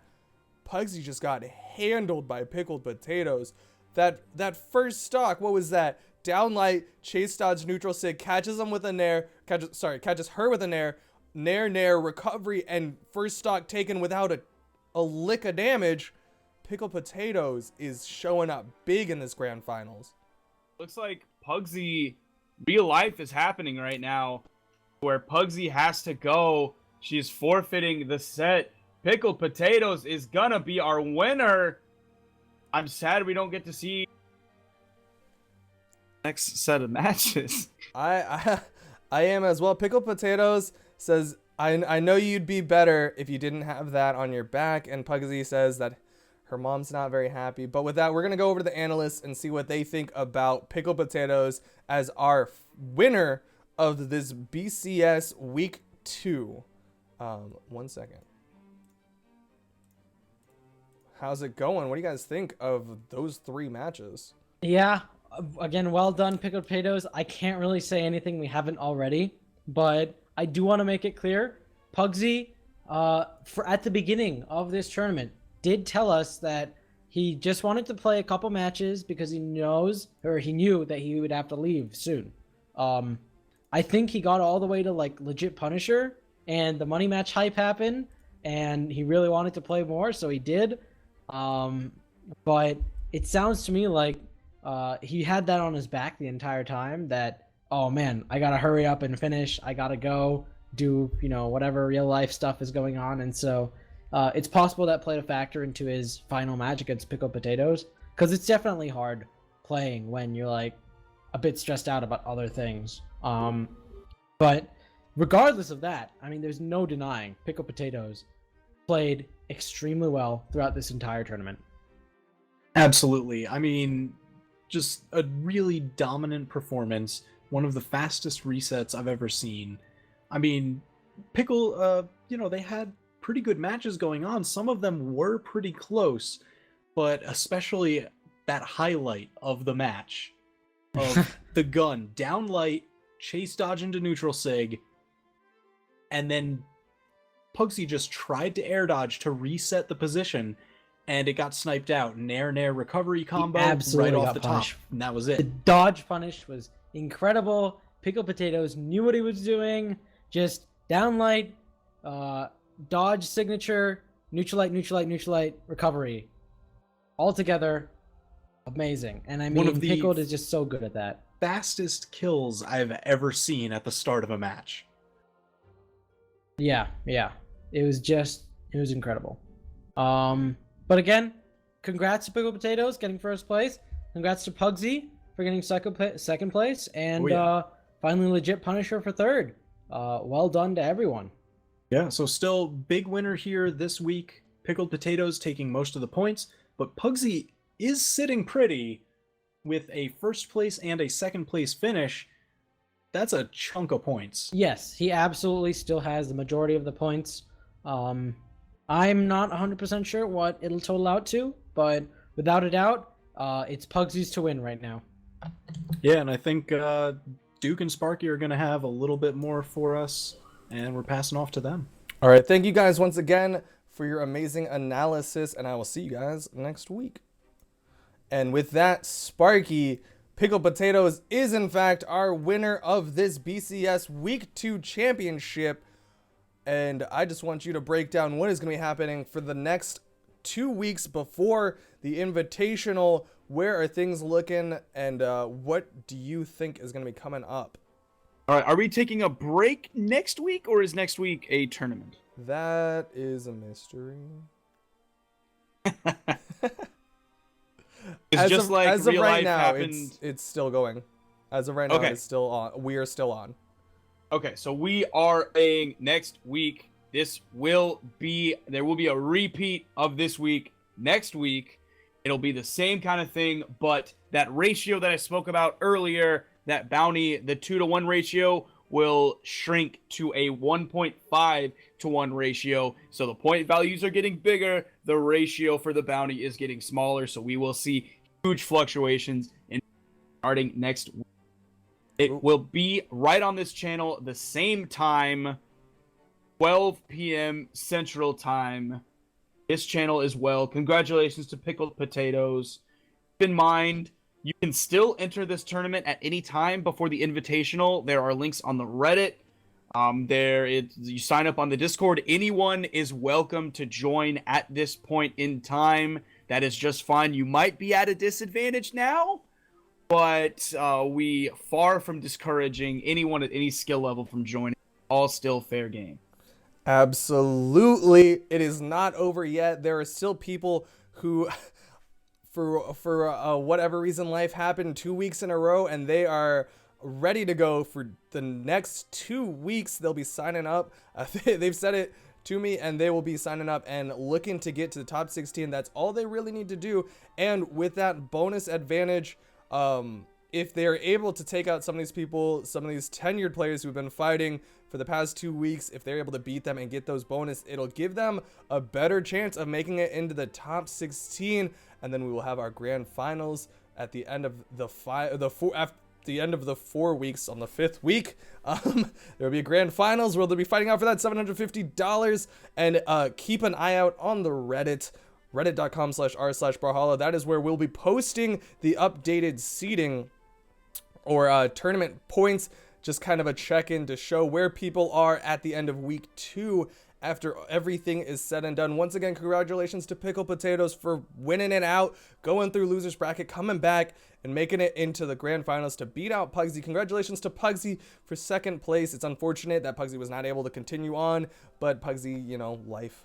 Like we said, a legit Punisher. Congratulations on third place, and congratulations to everyone else in the tournament. And once again, if you are interested in anything that we are doing outside of Brawlhalla Championship Series, you can find me at my Twitch below. You can find Sparky at his Twitch below, twitch.tv/Sparky or Twitch Sparky878 or twitch.tv/designated Asian. You can also find Part of the Creed at twitch.tv/Part of the Creed and twitch.tv/TWK for the two analysts. Once again, thank you, Zenigan, for all of your wonderful help behind the scenes, and a huge thank you to BMG for making this wonderful game, for letting us stream on your channel. And with that, I don't have anything else to say. Do you have anything to say, Sparky?